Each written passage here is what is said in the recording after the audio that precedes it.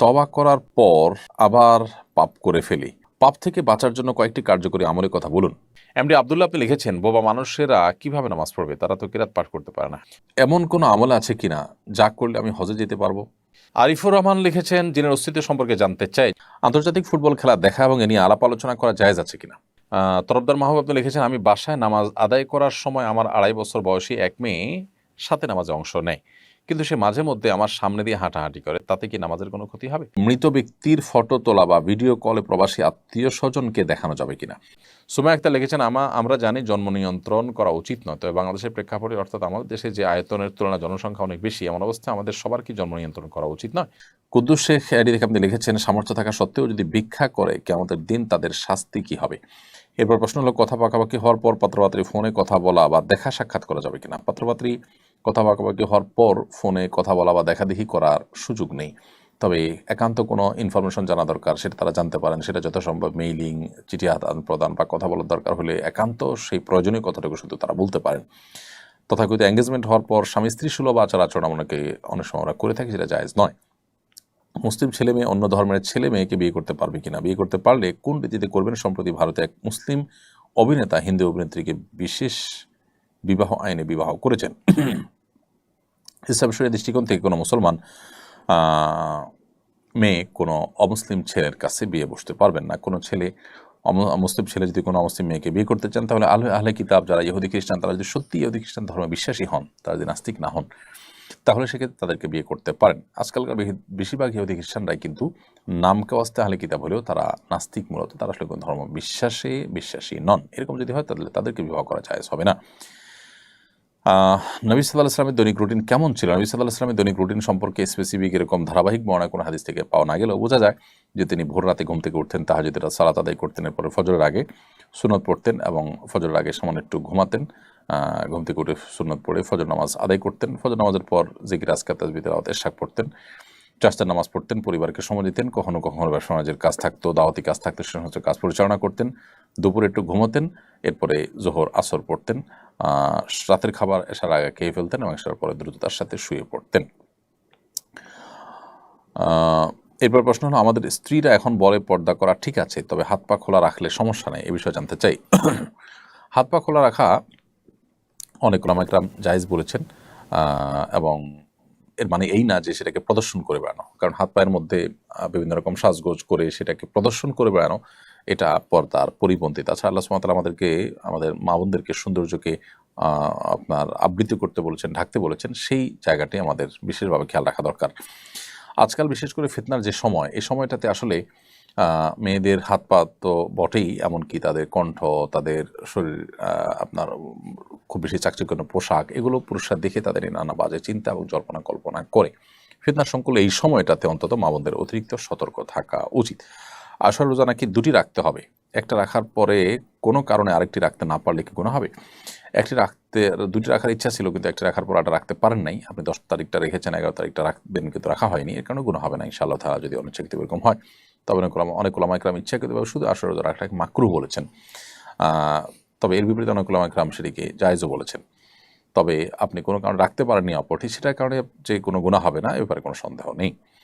বাসায় বিড়াল আছে, কদিন পর পর বাচ্চা হয়, এজন্য আমাদের অনেক ঝামেলা হয়, আমরা চাই এটার প্রজনন ক্ষমতা বন্ধ করতে, করা যাবে কিনা। যেহেতু প্রাণী এবং তার আপনার অতিরিক্ত বাচ্চা হওয়ার ফলশ্রুতিতে আপনাদের অসুবিধার কারণ হয়, প্রথমত এই বিড়াল আপনি কোথাও রেখে আসতে পারেন, দ্বিতীয়ত তার যদি প্রজনন ক্ষমতা আপনি বন্ধ করেন তাহলে সেটা নাজায়েজ বা হারাম হবে না। এটি মানুষের ক্ষেত্রে যে নিষেধাজ্ঞা রয়েছে সেটি প্রযোজ্য হবে। এরপরে প্রশ্ন হলো, ঋণগ্রস্ত অবস্থায় ওমরা করা যাবে কিনা। ঋণগ্রস্ত অবস্থায় ওমরা করতে পারেন যদি ঋণ পরিশোধ করার মতো ব্যবস্থা থাকে, টাইম নেওয়া থাকে, সেই টাইমের পর তাকে পরিশোধ করবেন সেই সুযোগ থাকে, এদিকে আপনি অন্য ব্যবস্থাপনা ওমরা করছেন, সেটি জায়েজ হতে পারে। কিন্তু ঋণ দেওয়ার খোঁজ খবর নাই, দেওয়ার সদিচ্ছাও নাই, পাওনাদারের প্রেশারও আছে, সেটা বাদ দিয়ে আপনি সেটাকে এড়িয়ে আপনি ওমরা করছেন, নফল ওমরা করছেন, সেটা আপনার জন্য জায়েজ হবে না। এক শ্রেণী দুর্নীতিবাজ অসাধু লোক প্রচুর নামাজ পড়ছে, হজ ওমরা করছে, জনকল্যাণমূলক কাজ করছে, ধর্মকে তারা নিজের কুকীর্তি ঢাকার ঢাল হিসাবে ব্যবহার করছে, এই বিষয়ে আপনার মন্তব্য জানতে চাই। তারা জানেন না যে এই সমস্ত ধর্মীয় কাজ কাম এগুলো তাদেরকে আখিরাতে মুক্তি এনে দিবে না, আল্লাহর প্রিয়পাত্র করবে না, বরং দুর্নীতি করার কারণে, অর্থ আত্মসাৎ করার কারণে তারা তাদের গন্তব্য জাহান্নামের দিকে তারা নিয়ে যাচ্ছে। এটা হলো গাছের গোড়া কেটে আগায় পানি দেওয়ার মতো অনেকটা। আপনি কাজ করছেন, অন্যায় এবং হারাম উপার্জন করছেন, আবার এদিকে কিছু নামাজ রোজা করে সেটাকে হালাল করার বা সেটাকে আপনি রিকভার করার চেষ্টা করছেন। এটা একটা ব্যর্থ চেষ্টা ছাড়া আর কিছুই নয়। ইসলাম সম্পর্কে ভুল ধারণার কারণে আমাদের দেশে দেখা যায় যে খাদ্যে ভেজাল দেওয়া, নানাভাবে দুর্নীতিতে লিপ্ত হওয়া মানুষগুলোর মুখে দাঁড়িয়ে তারা নামাজ কালাম পড়ছেন, আবার এই কাজগুলো করছেন। আল্লাহ আমাদেরকে ইসলামটা বোঝার তৌফিক দান করুন। আপনি অনেক বেশি নামাজ রোজা, অনেক বেশি নফল উমরা করার দরকার নাই, নফল হজ করার, নফল আপনার আমল করার দরকার নাই। আপনার মুক্তির জন্য দরকার যতটা আপনার গুনাহ থেকে বেঁচে থাকা, মানুষের অধিকার নষ্ট করা থেকে বেঁচে থাকা। এরপর প্রশ্ন হলো, স্বামী আমাকে তালাক দিয়েছে, সারাদিন তাকে লানত আর অভিশাপ দিতে মন চায়, এটা কি ঠিক হবে? বোন, কি তালাক দিয়েছে, কিভাবে দিয়েছে, কোন প্রেক্ষিতে দিয়েছে, তালাক হয়েছে কি হয়নি, সেটা তো ভিন্ন আলাপের বিষয়। তবে তিনি যদি আপনার প্রতি অবিচার করে থাকেন তো সেক্ষেত্রে আপনি তাকে ক্ষমা করলে অবশ্যই ক্ষমার কারণ আল্লাহর কাছে বিনিময় পাবেন। আর যদি আপনার ক্ষমা না করেন, আপনার মনের মধ্যে কষ্ট থাকা কাজ করে, আল্লাহর কাছে তার উপযুক্ত বিচার আপনি কামনা করেন, তো সেটা আপনার জন্য জুলুম নয় বা আপনার জন্য নাজায়েজ কোনো কাজ নয়। তবে গালমন্দ করা, মুখ খারাপ করা বা অভিশাপ দেওয়া যেটাকে বলে, সেটি আপনি করবেন না। এরপর প্রশ্ন, আমার স্বামী খারাপ বন্ধুদের সাথে মেশে আমি নিষেধ করলে আমার সাথে অশান্তি করে। আমি জানি আমার স্বামীও তাদের সাথে খারাপ কাজে জড়িয়ে যাবে। আমি কিভাবে আমার স্বামীকে তাদের থেকে আলাদা করব? একজন স্ত্রী আসলে তার ভালোবাসা, তার আবেগ দিয়ে নানাভাবে স্বামীকে তিনি বশে আনতে পারেন বেশিরভাগ ক্ষেত্রে, সর্বোচ্চ চেষ্টা করলে। বিশেষ করে স্বামীদেরকে বশে আনার সমস্ত কৌশল স্ত্রীদের জানা থাকে। হ্যাঁ, কিছু কিছু অমানুষ থাকে, তাদের কথা ভিন্ন। তো আপনি যদি চেষ্টা করে তাকে আনতে পারেন, চেষ্টা করবেন, অন্যদের বুঝাবেন, আপনার চেষ্টা আপনি করবেন, এবং আপনার ধারণা ঠিকই খারাপ মানুষের সাথে মিশলে একসময় মানুষ খারাপের দিকে চলে যায়। সেই জায়গা থেকে অবশ্যই আমরা সরে আসার চেষ্টা করব। এরপরে প্রশ্ন হলো যে শাতিমে রাসূলের শরঈ বিধান কি? শাতিমে রাসূলের শাস্তি কি? শাতিমে রাসূল বা রাসূল আকরাম সাল্লাল্লাহু আলাইহি ওয়াসাল্লামকে অবমাননাকারী এবং গালমন্দকারীর শাস্তি সবচেয়ে চরম শাস্তি। তাদের শাস্তি হলো মৃত্যুদণ্ড। এই ব্যাপারে সারা বিশ্বের সমস্ত উলামা ইকরাম একমত, কারো কোনো ভিন্ন মত নেই। নবী করিম সাল্লাল্লাহু আলাইহি ওয়াসাল্লামকে গালমন্দ করলে, তাকে আপনার কটূক্তি করলে, তার অবমাননা করলে, সেটিকে ইসলামী শরিয়াতে সবচাইতে কঠোর অপরাধ হিসাবে বিবেচনা করা হয় এবং এটা ক্ষমার অযোগ্য অপরাধ। যদি তিনি তওবা করে ফিরে আসেন তাহলে সেক্ষেত্রে আল্লাহ সুবহানাহু ওয়া তাআলার কাছে তিনি ক্ষমা পেতে পারেন। কিন্তু মানুষের কাছে ক্ষমা পাবেন কিনা বা তা দুনিয়ার শাস্তি রহিত হবে কিনা, সেটা নিয়ে আবার আমাদের মধ্যে ইখতিলাফ আছে। যদিও হানাফি মাযহাবের মুফতাবি মত এবং সিদ্ধান্ত, শাফি মাযহাবের প্রসিদ্ধ মত, মালিক এবং হাম্বলি মাযহাবের একটা মত অনুযায়ী তাদের তওবা কবুল হবে এবং বিচারিকভাবে তার শাস্তি কার্যকর হবে না যদি তিনি তওবা করে থাকেন। আর এর বিপরীতে শক্তিশালী মত এবং অনেক ইমামদের মতেই তার তওবা কবুল হবে না। তবে শাস্তি যে মৃত্যুদণ্ড, এ ব্যাপারে কোনো ভিন্ন মত কারণ নেই। নবী সাল্লাল্লাহু আলাইহি সাল্লামের শাতিমদের শাস্তি শুধু মৃত্যুদণ্ডই নয়, অত্যন্ত কঠিনভাবে তাদের শাস্তি দেওয়ার কথা রয়েছে। বিশেষ করে কোরআনে কারিমের একটি আয়াত এক্ষেত্রে খুবই গুরুত্বপূর্ণ এবং দ্রষ্টব্য। এই প্রথমবার পবিত্র কাবাগরের কিসওয়া বদলানোর প্রক্রিয়ায় নারীরা অংশ নিয়েছেন বলে বিভিন্ন সংবাদ মাধ্যমে উঠে এসেছে। এটা শরীয়ত অনুমোদিত কিনা? দেখুন, সংবাদ মাধ্যমে যেটি প্রচারিত হয়েছে আমার চোখে পড়েনি। এরকম কিছু যদি হয়ে থাকে যে নারীদের কে কাবাঘরের যে কিসওয়া এটা বদলানোর কাজে ব্যবহার করা হয়েছে, এরকম যদি ঘটে থাকে তাহলে সেটা আমরা শুধু এক কথা বলবো, দুঃখজনক। ইসলাম আমাদের যে সুন্দর জীবন বিধান দিয়েছেন, এখানে নারীদেরকে অধিকার দেওয়ার নাম করে নানা ভনিতা করার, নাটক করার কোনো দরকার নেই। পৃথিবীতে বহু মানুষ, বহু সমাজ মেয়েদেরকে অধিকার দেওয়ার নাম করে তাদেরকে এমন একটা পর্যায়ে নিয়ে এসেছে যেটা আসলে তাদের অধিকার দেওয়া নয়, বরং তাদের প্রতি নানাভাবে জুলুম হচ্ছে। আল্লাহর সুন্নাহ বা আল্লাহর নিয়মের বাইরে বের হয়ে এসে আমরা তথাকথিত সমান অধিকার দেওয়ার যে কথা বলছি, ইসলাম সমান অধিকারের কথাই বলে না কখনো। ইসলাম বলে ন্যায্য অধিকারের কথা বলা, যেক্ষেত্রে যার যতটুকু প্রয়োজন তার জন্য ততটুকু দিতে ইসলাম বলে। সব ক্ষেত্রে সমান সমান দেওয়ার চিন্তা সঠিক চিন্তা নয়, ইসলাম সেটার কথা কখনো বলে না। এই জন্য কাবার গিলাফ বদলানোর ক্ষেত্রে পুরুষ আছেন, সাথে মহিলারাও থাকতে হবে, তাহলে তাদের অধিকার দেওয়া হবে, এটা ভুল ধারণা। নবী করিম সাল্লাল্লাহু আলাইহি সাল্লাম, সাহাবা ইকরাম, খুলাফা রাশেদা, তারা কেউ কিন্তু এরকম কোনো কাজে মেয়েদেরও অংশগ্রহণ করাতে হবে জাস্ট তাদের অধিকার দেওয়ার নাম করে, এরকম কোনো সস্তা কাজ সাহাবা ইকরাম করেন না, মুসলমান সেটা করতে পারেন না। আল্লাহ মাফ করুক, সেই কাজটি যদি হয়ে থাকে সেটা হবে খুবই দুঃখজনক বিষয়। আমাদের সমাজে নতুন বাড়িতে ঢোকার সময় নানা রকম বিদআত পালন করা হয়। সামনে আমরা নতুন বাড়িতে ঢুকবো, আমি চাচ্ছি বিদআত মুক্ত সুন্নাহসম্মত পদ্ধতিতে বাড়িতে ঢুকতে। এই জন্য কী করণীয় জানলে উপকৃত হতাম। আপনি নতুন বাড়ি করেছেন, এ উপলক্ষে কোনো মানুষকে যদি আপনি দাওয়াত দিয়ে খাওয়ান, আত্মীয়স্বজনকে দাওয়াত দিয়ে খাওয়ান, সেটা জায়েজ আছে, এটা শরীয়তের কোনো নির্দেশ নয়। এর বাইরে মিলাদ, কিয়াম ইত্যাদি বা নানান আপনার অনেক আপনার প্রক্রিয়া মানুষ অবলম্বন করে কুসংস্কারের জন্য অনেক কাজ করে, অনেক বিশ্বাস ধারণ করে, সেগুলো আমাদের বর্জন করা উচিত। বিসমিল্লাহ বলে আল্লাহর নামে প্রবেশ করে যাবেন।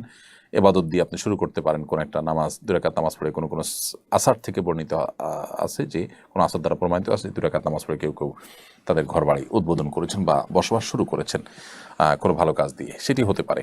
এর বাইরে আপনি বিসমিল্লাহ বলে সাধারণভাবে প্রবেশ শুরু করবেন। বিশেষ কোনো প্রক্রিয়া আপনাকে অবলম্বন করার নির্দেশ বা বাধ্যবাধকতা ইসলাম রাখেনি, বা এখানে কোনো কুসংস্কারাচ্ছন্ন বেদাতপূর্ণ কোনো কাজও যেন না হয় সেদিকটা খেয়াল রাখবেন। বিসমিল্লাহ বলে আল্লাহ নাম নিয়ে সেখানে প্রবেশ করবেন। কোনো হারাম কাজ যখন সেখানে না হয় বা বন্ধুর জন্য সেখানে বেশি হয় সেদিকটা লক্ষ্য রাখবেন।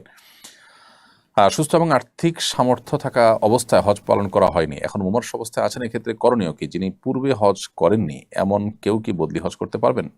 পূর্বে হজ করেননি এমন কেউ বদলি হজ করতে পারবেন না, নিজের হজ আগে করতে হবে, তারপর তিনি বদলি হজ করতে পারবেন। আর সুস্থ এবং আর্থিক সামর্থ্য থাকা অবস্থায় যদি হজ না পালন করে থাকেন, মুমূর্ষু অবস্থায় আছেন, তাহলে তার আর্থিক সংগতি থাকলে এটা দিয়ে তার পক্ষ থেকে অন্য কাউকে দিয়ে বদলি হজের ব্যবস্থা করবেন। শুধু সাজানোর উদ্দেশ্যে বাবুর কপালের ডান বা বাম পাশে টিপ দেওয়া যাবে কিনা, এটা করতে পারেন, সাজানোর জন্য দিতে পারেন, এটা কল্যাণ অকল্যাণ চিন্তা না করে যদি দেন দিতে পারেন। কোরআন মাজিদ তেলাওয়াত করার সময় সিজদার আয়াতগুলো অনেকবার তেলাওয়াত করা হয়েছে, কিন্তু পরে সিজদা দেওয়া হয়নি, এখন আমার করণীয় কি? সিজদার আয়াত তেলাওয়াত করে সিজদা দেওয়া ওয়াজিব। যদি আপনার সিজদা কখনো না দিয়ে থাকেন তাহলে তো আপনি অনেক বড় গুনাহ করেছেন এবং সের জন্য আল্লাহর কাছে তওবা করবেন। এমডি আব্দুল্লাহ আপনি লিখেছেন, বোবা মানুষেরা কিভাবে নামাজ পড়বে? তারা তো কিরাত পাঠ করতে পারে না। আল্লাহ রাব্বুল আলামিন যার যতটুকু সাধ্য আছে তাকে ততটুকু নির্দেশ করেন। লা ইউকাল্লিফুল্লাহু নাফসান ইল্লা উসআহা। আল্লাহ তাআলা কোনো ব্যক্তিকে তার সাধ্যের বাইরে কোনো কিছু করার আদেশ দেন না। বোবা মানুষরা কেরাত উচ্চারণ করতে পারে না, অতএব তাদের জন্য কেরাত পাঠ করতে হবে না। তারা যদি মনে মনে পাঠ করতে পারে, তারা যদি শুনতে পায়, শুনে মুখস্থ করে মনে মনে পাঠ করতে পারে, সেটা করবে। আর যদি সেটা না পারে তাহলে সেক্ষেত্রে তারা রুকু সেজদা অন্যান্য যা যা তাদের করার আছে সেগুলো তারা করবে। এবং পাঠের জায়গাতে যদি তারা শুনতে বলতে না পারে তাহলে সেক্ষেত্রে সেটা তাদের জন্য মাফ, এবং এই অবস্থায় তারা সালাত আদায় করবে। সুমাইয়া আক্তার লিখেছেন, আমরা জানি জন্ম নিয়ন্ত্রণ করা উচিত নয়, তবে বাংলাদেশের প্রেক্ষাপটে অর্থাৎ আমাদের দেশে যে আয়তনের তুলনায় জনসংখ্যা অনেক বেশি, এমন অবস্থায় আমাদের সবার কি জন্ম নিয়ন্ত্রণ করা উচিত নয়? না, আমাদের জন্ম নিয়ন্ত্রণ করা উচিত নয়।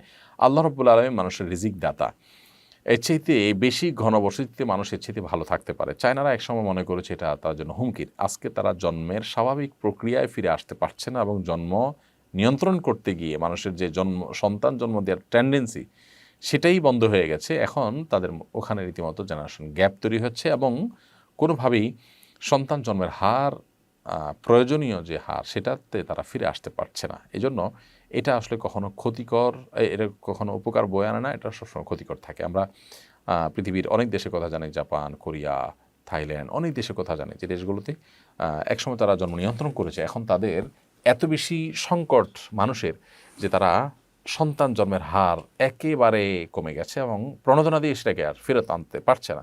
মানব সভ্যতা পৃথিবীতে এইভাবে টিকে থাকে, এটা নিয়ন্ত্রণ করার জিনিস নয়। মানুষ কখনো বোঝা নয়, প্রয়োজন তাদেরকে প্রশিক্ষিত করে, শিক্ষিত করে, তাদেরকে যোগ্য করে গড়ে তোলা, যাতে করে তারা মানব সম্পদে রূপান্তরিত হয়।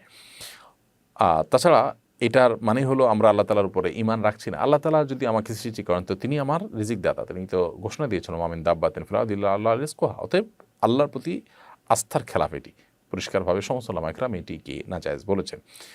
এনামুল হাসান আপনি লিখেছেন, আমরা দুজন ওয়াদা করেছিলাম একে অপরকে বিয়ে করবো, এখন মেয়ে আমার থেকে কোনো কারণে সরে যেতে চাইছে। এখন আমাদের মধ্যে যে ওয়াদা হয়েছে তা ভঙ্গ হচ্ছে, এর জন্য কে দায়ী হবে? প্রথম কথা হলো, বিয়ে করার যদি পরিকল্পনা করেন একে অন্যকে এবং ভালো লাগে দিনই কারণে অন্তত, তাহলে সেক্ষেত্রে অভিভাবকদের মাধ্যমে বিয়ের ব্যবস্থা করা উচিত। কিন্তু কোনো কারণে যদি সেরকম সুযোগ না হয়, বরং এটা হারাম সম্পর্ক, রিলেশন তৈরি হওয়ার একটা মাধ্যম হয়, যে ঠিক আছে বিয়ে করবো, আমরা তো চূড়ান্তই করলাম, তাহলে যেহেতু আমরা ওয়াদা করেছি তাহলে এখন আপাতত হাই হ্যালো চলতে থাকুক, তাহলে এই হারামের পথ থাকলে সেই জায়গা থেকে বরং সরে আসা কর্তব্য। এখন মেয়ে যদি দিনই কারণে সরে যায়, যে এখানে হারাম সম্পর্ক হচ্ছে, বিয়ে এই মুহূর্তে হওয়াটা সুদূর পরা হতো, কবে হবে জানি না, তাহলে আমরা এখন শুধু টাইম পাস করছি, সময় নষ্ট করছি, এরকম যদি হয় তাহলে সেক্ষেত্রে দূরে সরে যাওয়া আল্লাহর জন্য এবং হারাম সম্পর্ক থেকে বাঁচার জন্য হয়ে গেলে সেটা বরং প্রশংসনীয়। এ ওয়াদাভঙ্গ অন্যায় না। যে ওয়াদা অন্যায় কাজে মানুষকে প্ররোচিত করে, সে ওয়াদা ভঙ্গ করা বরং কর্তব্য। আর যদি এই লেভেলের সমস্যা না হয়, বরং অন্য কোনো সুযোগ সুবিধার জন্য তিনি গেছেন, তাহলে সেক্ষেত্রে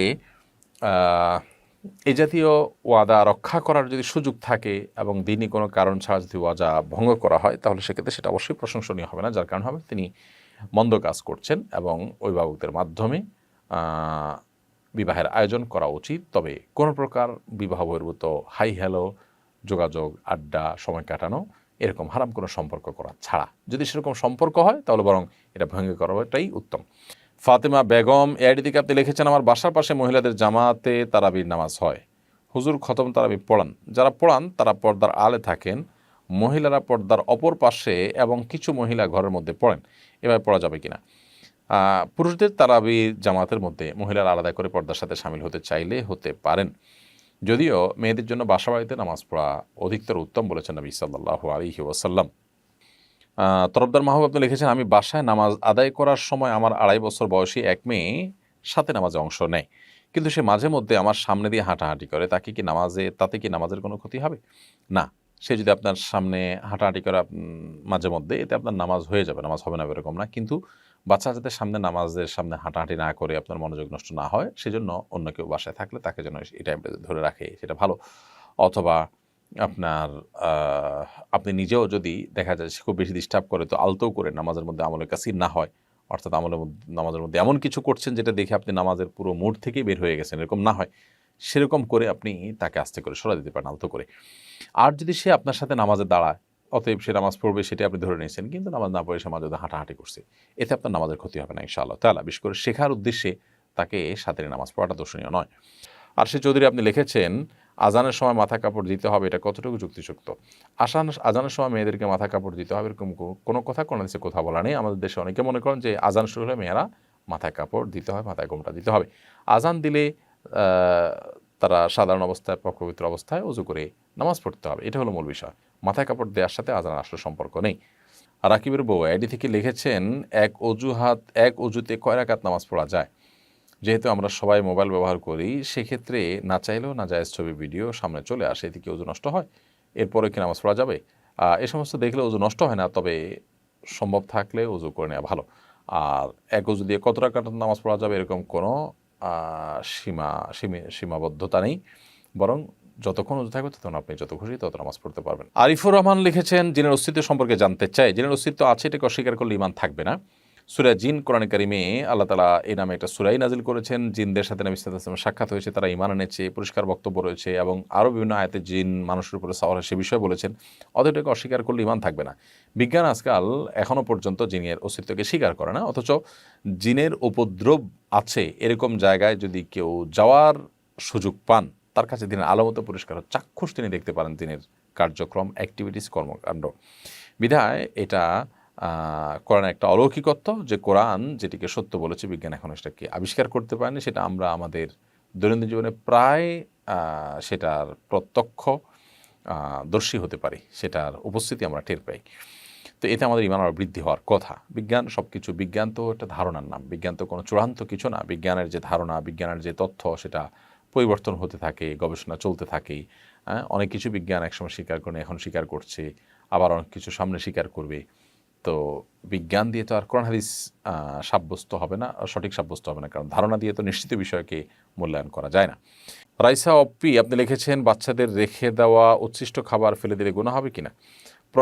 একান্ত বাধ্য না হলে ফেলে দেওয়া উচিত না। খাবার উপযোগী থাকে নাই, কেউ খেতে চাচ্ছেন না, খাওয়ার মতো লোক নাই, তাহলে সেক্ষেত্রে কোনো প্রাণীকে দিলেন, সেটা জায়েজ হতে পারে।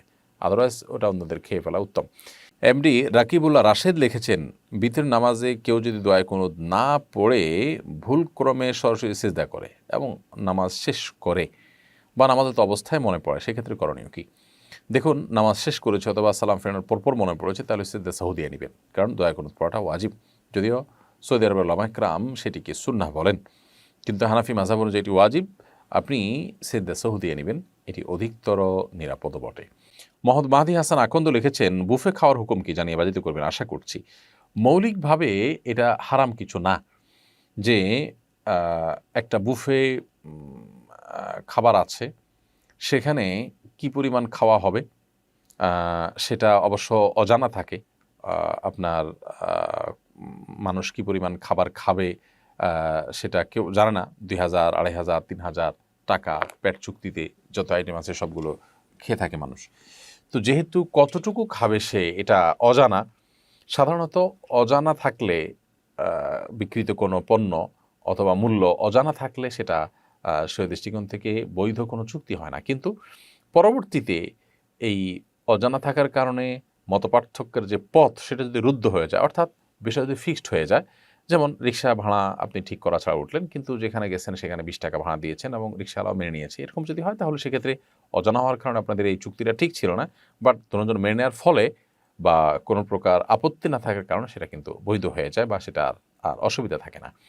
তো বুফে খাওয়াটা প্রথমত এখানে কি পরিমাণ খাবে না খাবে এটা আপনার অজানা থাকে, কিন্তু এটা নিয়ে যেহেতু দুই কথা হয় না এবং যতটুকু খেতে পারে মালিকপক্ষ সেটা মেনে নেয়, আর যিনি খাচ্ছেন তিনি কম খেতে পারলেও তার টাকা ফেরতের কোনো আবদার থাকে না ইত্যাদি, এই সমস্ত কারণে এটা বৈধ মৌলিকভাবে। তবে এখানে খেতে গিয়ে যদি খাবারের অপচয় কেউ করে সেটা হারাম, সেটা গুনাহ। সেটার সাথে অবশ্য শুধু বুফের সম্পর্কে আছে তা নয়, বরং আপনার বুফের বাইরেও যদি কেউ খেতে গিয়ে খানা নষ্ট করে সেটা হারাম হবে। তবে বুফের সচরাচর অনেক বেশি খাবার নষ্ট করা হয়। তাছাড়া ইমানদারের যে চেতনা, ইমানদারের যে বিশ্বাসের জায়গা, দুনিয়াতে আমরা এসেছি এটা আমাদের ভোগের জায়গা না, এখানে আমরা ভোগ করতে পারি কিন্তু ভোগ করাটা জীবনের মূল উদ্দেশ্য না এবং খেয়ে পরে বেঁচে থাকা উদ্দেশ্য। সেখানে বুফে যদি আমরা খাই শখ করে হারাম হবে না, বাট এরকম ভোগবিলাসের মধ্যে ডুবে থাকা, বিশেষ করে সর্বদা অনেক মানুষ আছে যে এটা জীবনের লক্ষ্য উদ্দেশ্য তাদের, সেটা অনুচিত লেভেলের কাজের কারণে হারাম হবে না। হারাম হবে তখন যখন আপনি প্রচুর পরিমাণ খাবার নিয়ে সেগুলো নষ্ট করে ফেলেছেন, তখন সেটা গুনাহ হবে, হারাম হবে। বুফে সাধারণত এই জিনিসটা অনেক বেশি হয়, বিদায় সেটা যদি হয় তাহলে এটা জায়েজ হবে না। মাহিন ইসলাম লিখেছেন, বৃহস্পতিবার কেউ মারা গেলে তার নাকি কবর আযাব হয় না, কতটুকু সত্য? এটা বৃহস্পতিবারে না, শুক্রবারে মৃত্যুবরণ করলে কবরের আযাব হয় না মর্মে, কবরের ফিতনা থেকে তিনি বেঁচে থাকতে পারেন মর্মে হাদিস রয়েছে। তবে শুক্রবারে মানে বৃহস্পতিবার সন্ধ্যার পর থেকে নিয়ে শুক্রবার সন্ধ্যা পর্যন্ত পুরো সময়টাকেই শুক্রবারের মধ্যে ধরা হবে এবং পুরোটাকেই শুক্রবার গণ্য করা হয়। সেই হিসাবে ঠিক আছে যে বৃহস্পতিবার সন্ধ্যার পরে যদি হয় এটি। আর যদি বৃহস্পতিবার দিনের বেলা কেউ বলে যে মারা গেলে কবর আযাব হয় না ইত্যাদি, তাহলে সেক্ষেত্রে সেটির কোনো ভিত্তি নেই। রাকিব হোসাইন আপনি লিখেছেন, সালামের পরিবর্তে অনেকে সালামুন আলাইকুম বলে, এটা কতটুকু জায়েজ হবে? সালামের পরিবর্তে সালামুন আলাইকুম যদি বলে তো মূল উদ্দেশ্য তো হাসিল হবে, সালামুন আলাইকুম মানে আপনাদের প্রতি শান্তি বর্ষিত হোক, অসুবিধা নেই এতে। তবে আসসালামু আলাইকুম ও রহমতুল্লাহি অবরাকাতু এভাবে সালাম দিতে পারলে সেটা সবচেয়ে অধিকতর উত্তম। আমার মা ইঁদুর মারার জন্য রাতে যন্ত্র পেতে রাখেন, সকালে উঠে আটকে পড়া ইঁদুরগুলোকে পানিতে চুবিয়ে মারেন, এটা জায়েজ হচ্ছে কিনা? দেখুন, ইঁদুর মারা মৌলিকভাবে নাজায়েজ কাজ না। যদি ইঁদুর আমাদের উপদ্রবের কারণ হয়, আমাদের ফল ফসল ক্ষতি করে, বাসা বাড়িতে ডিস্টার্বের কারণ হয়, তাহলে তাদেরকে মারাটা নিষেধ নয়, কিন্তু নির্মমভাবে মারাটা নিষেধ। অতএব ইঁদুর মারতে গিয়ে আপনার মা যে প্রক্রিয়া অবলম্বন করছেন যে পানিতে চুবিয়ে মারছেন, এটা অবশ্যই নির্মমভাবে হত্যা করা। নবী করিম সাল্লাল্লাহু আলাইহি ওয়াসাল্লাম বলেছেন, ইন্নাল্লাহ কাতাবাল ইহসানা আলা কুল্লি শাই, আল্লাহ তাআলা প্রত্যেকটা বস্তুর প্রতি ইহসান করাটাকে ফরজ করে দিয়েছেন। ফাইদা যাবাহতুম ফাহসিনু যিবহাতা ওয়া ইযা কাতালতুম ফাহসিনুল কিতলাতা, যদি তোমরা কোনো পশু জবাই করতে হয়, যুদ্ধক্ষেত্রে কোনো শত্রুপক্ষকে হত্যা করতে হয়, বিচারিকভাবে হত্যা করতে হয়, তাহলে তো সেক্ষেত্রে তোমরা এহসান করবে, অর্থাৎ অনুগ্রহ করবে। সেক্ষেত্রে তোমরা অমানবিক হতে যাবে না, যথাসম্ভব মানবিক হবে এবং চেষ্টা করবে তার প্রতি যাতে কোনো অবিচার না হয় সেদিকটাকে খেয়াল রাখতে। বিধায় যেখানে যে কষ্টটা না দিলেই চলে, সেভাবে কষ্ট দিয়ে আপনার কোনো প্রাণীকেও হত্যা করা জায়েজ নাই। সেজন্য এভাবে পানিতে চুবিয়ে আপনার এই আপনার ইঁদুরকে মারা জায়েজ নাই। আপনি বিষ প্রয়োগ করলেন, কোনো যদি এক আঘাতে মেরে ফেললেন, এই জাতীয় কোনো প্রক্রিয়া আপনি অবলম্বন করতে পারেন। এরপর প্রশ্ন হলো, এমন কোনো আমল আছে কিনা যা করলে আমি হজে যেতে পারবো? দেখুন, আপনি হজে যাওয়ার মতো আমল, যে আমল করলে আপনি হজে যাওয়ার সুযোগ তৈরি হতে পারে, সেটা মূলত আল্লাহ তাআলার কাছে দোয়া করা। আল্লাহর কাছে যত বেশি আপনি দোয়া করবেন তত বেশি আল্লাহ রাব্বুল আলামিন আপনাকে হজে যাওয়ার সুযোগ দিবেন, আপনি আশা করতে পারেন। দোয়া করবেন, যদি দোয়ার শর্ত অনুযায়ী আপনি করতে পারেন, কায়মান বাক্যে দোয়া করতে পারেন, সেভাবে আপনি মনোযোগের সাথে দোয়া করতে পারেন, কারণ আল্লাহ তাআলা অমনোযোগী অন্তরের দোয়া কবুল করেন না। অতএব সেভাবে যদি দোয়া করতে পারেন তো আশা করা যায় আল্লাহ রাব্বুল আলামিন আপনার দোয়া কবুল করবেন। তো সেভাবে আপনি দোয়ার চেষ্টা করবেন।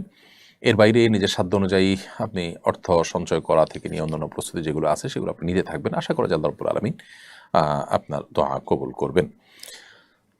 এর বাইরে আসলে স্পেসিফিক কোনো আমল নাই যেটা করলে আপনি হজে যেতে পারবেন। হজে যাওয়ার জন্য এই চেষ্টাগুলো করবেন। এছাড়া যে আমলগুলো করলে হজ এবং ওমরার সওয়াব পাওয়া যায়, যেমন এশাকে নামাজ পড়লে আরও বিভিন্ন আমল আছে, সেই আমলগুলো আপনি করতে থাকবেন। এখান থেকে হজের প্রতি আপনার আগ্রহ, আপনার তামান্না যা আছে সেটি বোঝা যাবে। আন্তর্জাতিক ফুটবল খেলা দেখা এবং এ নিয়ে আলাপ আলোচনা করা জায়েজ আছে কিনা? দেখুন, এই সমস্ত খেলাধুলা, এই সমস্ত আপনার ক্রীড়া আন্তর্জাতিকভাবে যেগুলো হয়ে থাকে বা দেশীয়ভাবে এরকম বড় বড় আসর যেগুলো হয়ে থাকে, প্রথমত এগুলোতে যে উন্মাদনা হয়ে থাকে, এগুলোতে বিনোদনের নামে যে আপনার উৎসবের উচ্ছলতা হয়ে থাকে, এটা আসলে কোনো মুসলমানের সাথে যায় না। একজন মুসলমান পৃথিবীতে বেঁচে থাকার প্রয়োজনে তার যতটুকু আনন্দ বিনোদন প্রয়োজন আছে শরীয়ত সেটাকে অ্যালাউ করে। কিন্তু মুসলমান দর্শনগতভাবে, বিশ্বাসগতভাবে তিনি যখন বিশ্বাস করেন যে অনন্ত অসীমকালের যাত্রা, তার সামনে আখিরাত রয়েছে, এই দুনিয়া খুব সীমিত সময়ের জন্য, তিনি এখানকার আনন্দ বিনোদনকে তার জীবনের বড় বিষয় হিসেবে দেখবেন না। যারা এই জাতীয় বিষয় ইনভলভ হয়ে থাকেন তারা সাধারণত তাদের ঈমান এবং আমলগত ত্রুটি এটার জায়গা থেকে তারা এটার সাথে ইনভলভ হয়ে থাকেন। পশ্চিমা পৃথিবীর অনেক আলেমুল আমাদেরকে দেখা যায় এটার সাথে ইনভলভ হন, যেটা আমরা ব্যক্তিগতভাবে মনে করি দুঃখজনক এক কথায়। তাছাড়া এটা ফাসিকদের বড় মিলন মেলা। বিশেষ করে আমরা দেখেছি যে ফিফা তারা তাদের ভেরিফাইড ফেসবুক পেজে সমকামিতার যে সিম্বল সেটা তারা প্রোফাইল পিকচারে স্থাপন করেছে রীতিমতো। অর্থাৎ এরা যত শয়তানি কর্মকাণ্ড পৃথিবীতে হয়ে থাকে সেগুলোর তারা পৃষ্ঠপোষক বলতে পারি। তো তাদের এই সমস্ত আয়োজনগুলোতে গা ভাসানো বা সেগুলোতে নিজেকে আপনার ইনভলভ করা, মাখামাখি করা, এটা আমাদের ইমানি এবং আদর্শিক দেউলিয়াপনা ছাড়া আর কিছুই নয়। আপনি একজন মুসলিম হিসাবে আপনি যথেষ্ট রিচ এবং সমৃদ্ধ। আপনি অমুসলিম, ইসলাম বিদ্বেষী, শয়তানের অনুসারীদের কাছে কোনো কিছুর জন্য ধর্ণা দেওয়ার কোনো প্রয়োজন নেই। এটা আপনার বিশ্বাস এবং আদর্শের জায়গা থেকে আসলে যায় না। এটি হলো একটি বিষয়। এর বাইরে এটার সাথে যারা ইনভলভ থাকেন তারা সেটা নিয়ে আলাপ আলোচনা, পর্যালোচনা ইত্যাদি করেন, এটা অনর্থক কাজ এবং অপ্রয়োজনীয় কাজ। নবী করিম সাল্লাল্লাহু আলাইহি ওয়াসাল্লাম বলেছেন, মিন হুসনি ইসলামিল মারই তারকুহু মা লা ইয়ানিহি। মুসলমান ইসলামের সৌন্দর্য তখনই প্রকাশ পাবে যখন সে অহেতুক অনর্থক কাজ থেকে বেঁচে থাকবে। তো আপনি এ জাতীয় কাজ করছেন, সেখানে কে কি জিতলো না হারলো এটাতে আপনার কি আসবে যাবে। তো এই জাতীয় বিষয়গুলোকে শরীয়ত অ্যালাউ করে না, অবশ্যই সেটাকে আমরা নাজায়েজ কাজের অন্তর্ভুক্ত মনে করি। রবিন আপনি লিখেছেন, আমি আমার মা সহ তামাত্তু হজ করেছি। প্রথম ওমরা করার সময় মাকে হুইল চেয়ারে ওমরা করানোর জন্য একজনের সঙ্গে চুক্তি করেছি। হজের পর আমরা মদিনায় চলে যাই। মক্কায় ফিরে এসে দ্বিতীয় ওমরা করার সময় আমি নিজে মাকে হুইল চেয়ারে তওয়াফ ও সাই করাই। তখন মা জানান প্রথম ওমরার সময় চুক্তিবদ্ধ লোকটি মাকে কেবল তওয়াফ করিয়েছেন, সাই করাননি। তিনি বয়োবৃদ্ধ হয় আর তওয়াফ ও সাই বিষয়টি ঠিকমতো বুঝে উঠতে পারেননি। এখন আমাদের করণীয় কি? দেখুন, হজ এবং ওমরার ক্ষেত্রে সাই করা, তওয়াফ করা যেরকম ফরজ, সাই করাটাও ফরজ। অতএব এই ফরজটি যদি ছুটে যায় এবং আপনি শহর ত্যাগ করে অন্যত্র চলে গেছেন, পরে আবার ফিরে আসছেন, তাহলে সেক্ষেত্রে আপনার ওই ওমরাটি আবার আদায় করতে হবে, কারণ আপনার ওমরা হয়নি। এটা যদি ওয়াজিব হতো তাহলে সেক্ষেত্রে আপনি দম দিয়ে এক্ষেত্রে দায়িত্বমুক্ত হতে পারতেন, কিন্তু যেহেতু ফরজ অতএব দমে চলবে না, বরং আপনার এই ওমরাটি আবার আদায় করতে হবে। সেলিম জামান আপনি লিখেছেন, অনাবৃষ্টির জন্য সারা দেশে দোয়া করা হয়েছে। দেশে অতিরিক্ত বৃষ্টি বা উজানে বৃষ্টি বন্ধ করার জন্য কোনো আমল আছে কিনা? অবশ্যই বৃষ্টি যদি অতিরিক্ত হয় এবং ক্ষতির কারণ হয়, নবী করিম সাল্লাল্লাহু আলাইহি ওয়াসাল্লামের সেখানে আমলও আছে। সে আমলটা হলো যে আমরা আল্লাহ তাআলার কাছে দোয়া করব বিশেষভাবে। সে দোয়াটা হলো আল্লাহুম্মা সাইয়্যিবান নাফিআ। আল্লাহ, আমরা আপনার কাছে উপকারী বৃষ্টি চাই। আল্লাহুম্মা হাওয়ালাইনা ওয়ালা আলাইনা। আল্লাহ, আমাদের যে ফসল, আমাদের যে ক্ষেত, আমাদের যে বাসাবাড়ি, আমাদের যে জনবসতি, সেগুলো যেন ক্ষতিগ্রস্ত না হয়। এজন্য আমাদের পাহাড়ে, পর্বতে, নদীতে, নালাতে যেখানে বৃষ্টি হলে আমাদের ক্ষয়ক্ষতি হবে না, আল্লাহ সেরকম বৃষ্টি আমরা চাই, উপকারী বৃষ্টি আমরা চাই। তো এই দোয়া, দুটি দোয়া, একটা হলো আল্লাহুম্মা সাইয়্যিবান নাফিআ, একটা হলো আল্লাহুম্মা হাওয়ালাইনা ওয়ালা আলাইনা। এই দোয়া নবী সাল্লাল্লাহু আলাইহি ওয়াসাল্লামের সুন্নাহ দ্বারা সাব্যস্ত। আমরা অতিরিক্ত বৃষ্টি থেকে আত্মরক্ষার জন্য আল্লাহ তাআলার কাছে এভাবে নিবেদন করব। সম্প্রতি বাংলাদেশে একজন তারকা দাবা খেলারত অবস্থায় স্ট্রোক করে ইন্তেকাল করেছেন। ফেসবুকে তার এই মৃত্যু নিয়ে কটুবাক্য উচ্চারণ করছেন অনেকে। এসব ক্ষেত্রে আসলে আমাদের করণীয় কি? দেখুন, একজন মানুষ তিনি দাবার মতো খেলায় লিপ্ত, যেটি শরীয়তে নিষিদ্ধ, হাদিসে পরিষ্কারভাবে নিষিদ্ধ রয়েছে। ইমানদার হাতে এত অহেতুক সময় যে তিনি ফালতু সময় নষ্ট করবেন। বেঁচে থাকার জন্য যতটুকু আনন্দ বিনোদনের প্রয়োজন, তার জন্য নিজেদের পরিবার রয়েছে, ফিজিক্যাল অ্যাক্টিভিটিস রয়েছে, নিজেরা শরিয়ার সীমানার মধ্যে থেকে সেটি করতে পারেন। এর বাইরে এই জাতীয় খেলাধুলা, দাবা ইত্যাদির ব্যাপারে শরিয়াতে পরিষ্কারভাবে স্পষ্ট আলাদা দাবার পরে হাদিসে নিষেধাজ্ঞা রয়েছে। সো এ ধরনের খেলাধুলায় মত্ত থাকা, এটা তো গুনাহের কথা। তো গুনাহ করতে করতে যদি কারোর মৃত্যু হয় সন্দেহাতীতভাবে সেই মৃত্যু কোনো মুসলমানের জন্য কাঙ্ক্ষিত মৃত্যু নয়।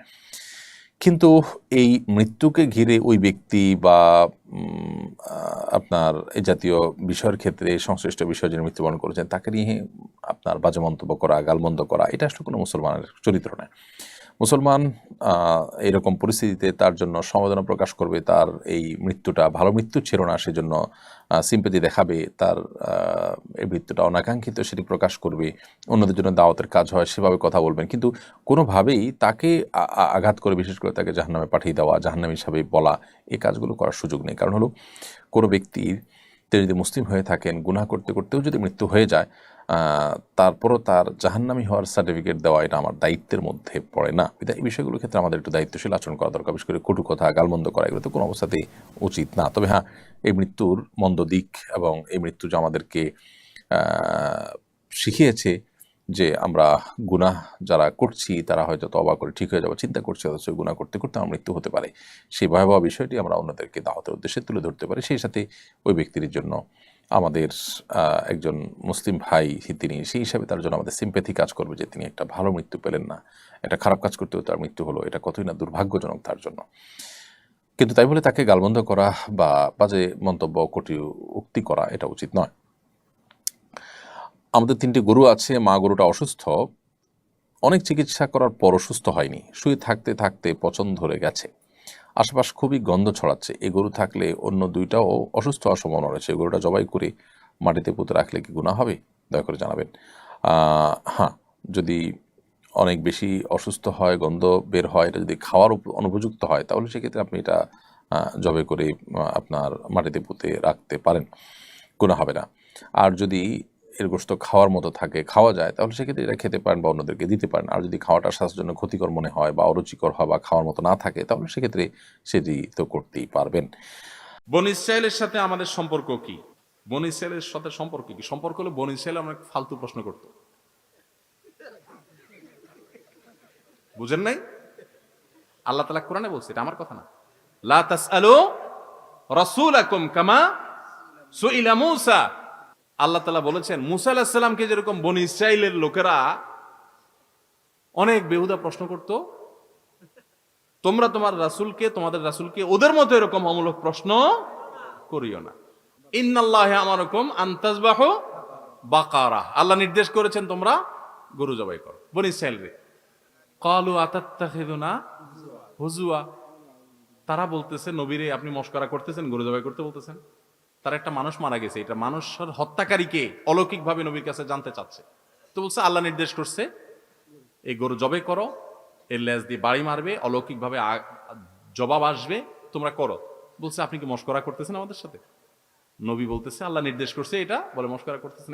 ক্বালু উদউ লানা রাব্বাকা ইউবাইয়্যিন লানা মা হিয়া। দেখেন, বুঝছি, আচ্ছা গরু জবাই করতে বলছেন, গরু তো আল্লাহ কিরকম গরু জবাই করতে বলছেন ব্যাখ্যা করতে বলেন। এরপরে যখন ব্যাখ্যা করা হলো তো বলে যে গরুর কালার কি? আল্লাহ বলেন ঠিক আছে, এত যখন জানতে ইচ্ছা তো গরু জবাই করবা, সে গরুর কালার কি হবে? ফাকিউল লাউনুহা তাসরুন নাযিরিন। এর আগের আয়াত কি? আগের অংশ কি? ইন্নাহা বাকারাতুন সফরা। সাদা গরু দেখছো চান্দু, কালো গরু দেখছো, লাল গরু দেখছো, এবার কোন গরু জবাই করতে হবে? হলুদ গরু জবাই করতে হবে। বনী ইসরাইল কারে বলে বুঝছেন? এবার এই যে আজকে গোটা দুনিয়ারে অশান্তি করে রাখছে দেখছেন না? অল্প কয়টা মানুষ, কিন্তু সংখ্যায় গোনা যাবে মাথা। এজন্য কোন এক পণ্ডিত বলেছিলেন সমুদ্রের অতল গভীরে অন্ধকার পানিতে 2টা মাছেও যদি গুতাগুতি লাগে তো বুঝবেন কোন ইহুদির হাত আছে। এমন দুষ্টর দুষ্ট এরা, যত অশান্তি গোটা পৃথিবীতে লেগে আছে সবগুলোর পেছনে এরা ক্রিয়ানক। কোরআন তাদের সম্পর্কে যত আলোচনা করেছে, আপনি কোরআন যদি অর্থ সহকারে বুঝে পড়েন আপনি অবাক হবেন। কোরআনের শুরু থেকে শেষ পর্যন্ত বনী ইসরাইলকে নিয়ে যত আলোচনা আছে কোন সম্প্রদায়কে নিয়ে এত আলোচনা নাই। তো বেশি বেশি প্রশ্ন করলে ওই কই মাছের মতো, কই মাছ যখন জালে প্রথম আটকে সে চিন্তা করে কি হলো, একটা জাড়া দেয়, জাড়া দিয়া পরে চিন্তা করে দূর কত কিছুতে আটকিলাম, কিছু আটকাতে পারলো না, দেই ঠেলা বিসমিল্লাহ করে দেয় এক ঠেলা, সামনের দিকে ঠেললে এবার পিঠের উপরে যে কাঁটা আছে ওইটা আরেকটা আটকে। আগে কাঁটা আটকি ছিল না, কিন্তু বেশি জোরে ঠেলা দেওয়াতে আগে শুধু কলাটা আটকিছে, এবার কাঁটা সহ। চিন্তা করছে কাঁটা আটকিছে, দোত এত সোজা আমার আটকে রাখা, আরো জোরে গুতে মারে, আরেকটা কাঁটা আটকে। ঠিক না ভাই? ঠিক। মানুষ যখন নিজেকে পণ্ডিত ভাবে, এই যে বনী ইসরাঈলরা যেটা করছে, প্রশ্ন করছে একটা পর একটা, দেখা যাক, তো আল্লাহ তাআলা এমন অপশন দিছেন, এবার চান্দুরা আর খুঁজা। এখনো পর্যন্ত ইহুদিরা সে হলুদ গাভীর অপেক্ষায় আছে এখনো পর্যন্ত, এবং এটার অনেক দিক আছে আলোচনা করার, সেদিকে আমি যাচ্ছি না। শুধু প্রশ্ন করছেন যে ভাই, বললাম আপনি মন খারাপ করেন না। তো প্রশ্ন সঠিক করতে পারা এটা একটা বড় দক্ষতার ব্যাপার। আল্লাহ আমাদেরকে তৌফিক দান করুন।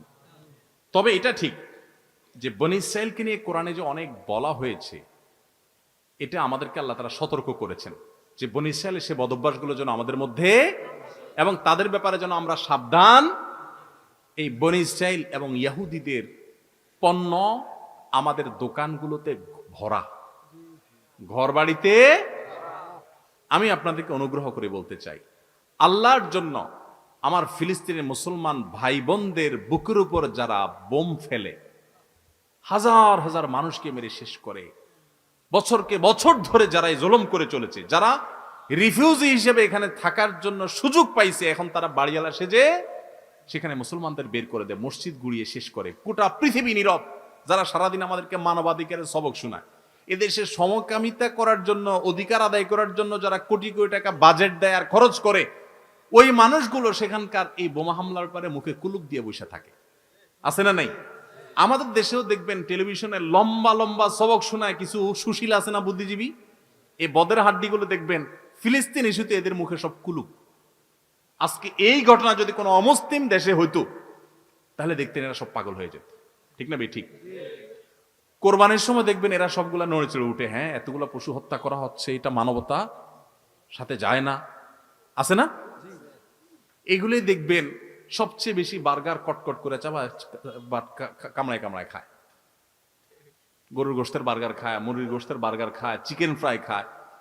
মুরগি তো আপনার কোন রকম রাইন্দা খান, এরা একদম কড়কড়া বাজাই করে খায়, আবার লম্বা লম্বা সবক শোনায়। তো ইহুদিদের ব্যাপারে আল্লাহ তাআলা আমাদেরকে বারবার সতর্ক করেছেন, তাদের পণ্যগুলো আমরা কিনবো না। ঠিক আছে? তো এই যে টুথপেস্ট, ক্লোজ আপ, এরা প্রতি বছর এই যে ফেব্রুয়ারি মাস আসতেছে, 14 ফেব্রুয়ারি উপলক্ষে আমাদের দেশে হাজার হাজার যুবকদেরকে জেনার প্রশিক্ষণ দেয়। এরা তাদেরকে কাছে আসার গল্প শোনাইতে বলে, মানে কে কোথায় কোন আকাম কোকাম করছো, চিপা চাপায় তোমাদের গল্পগুলো এসে শোনো, আমরা নাটক বানাবো। যুবকদেরকে উৎসাহিত করে। আপনার ইমানি দায়িত্ব, যারা আমাদের সমাজকে নষ্ট করতে চায়, ওরা সমাজকে নষ্ট করতেছে আর টাকাগুলো এখান থেকে নিয়ে আসে এখানে বোম ফেলাচ্ছে। আমি তাদের জিনিস কিনবো, তাদের সাবান, তাদের ওয়াশিং পাউডার, তাদের সফট ড্রিঙ্কস, আমি এগুলো খাবো না। আমার দেশিটা কিনবো, আর না হলে কিনবো না। চেষ্টা করবো না ইনশাআল্লাহ। আমি আমার সজ্ঞানে আমি এটা করি না। সেদিন এক জায়গায় একটা খাবার অর্ডার দিতে বলছি আমার ড্রাইভার সাহেবকে, তো উনি ফোন দিচ্ছেন, বলে যে অফার আছে স্যার। কি অফার আছে? যদি আপনি এইটা এটা কিনেন তাহলে সাথে একটা কোকা কোলা ফ্রি। আমি বললাম আমি খাবারই কিনবো না, এবং ওই দোকানদারের বলে দাও যে তোমার এইটা ফ্রি থাকার প্রতিবাদে আমি তোমার খানাই কিনবো না, তুমি তোমার বসরে বলে দিও।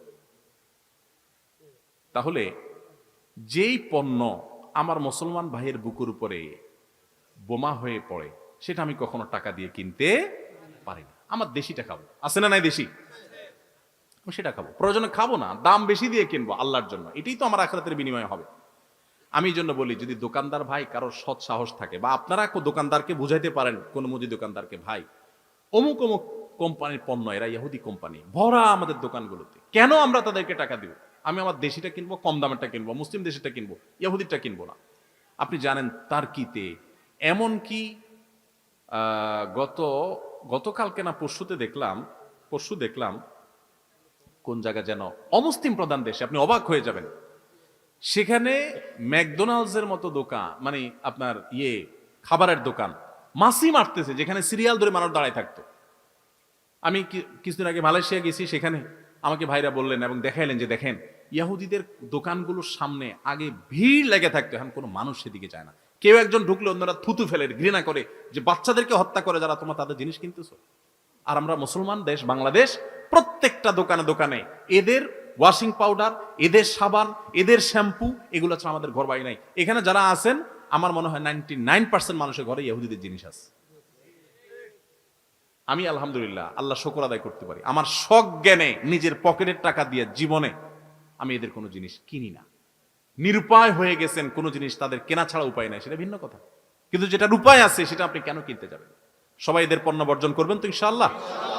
আল্লাহর জন্য, আল্লাহর জন্য যদি ত্যাগ করেন, এটাই আপনার আখিরাতে নাজাতের জরিয়া হবে ইনশাআল্লাহ। চেষ্টা করবো না ইনশাআল্লাহ? তাহলে ইহুদিদের পর আল্লাহ আমাদের সাবধান করেছেন, আমরা সাবধান হব। মহররম মাসে আমি বিয়ে করতে চাচ্ছি। কয়েকজন বললেন মহররম মাসে বিয়ে করা নিষেধ, আবার অনেককে বলতে শুনেছি জন্মের মাসে বিয়ে করা নিষেধ। এসব বিশ্বাস শরীয়তসম্মত কিনা? আমি একটু রসিকতা করে বলি, এমনিতেই অভিভাবকরা ছেলে মেয়েদেরকে সময়মতো বিয়ে দিচ্ছেন না, যার কারণে নানামুখী সমস্যা এবং সংকট তৈরি হচ্ছে।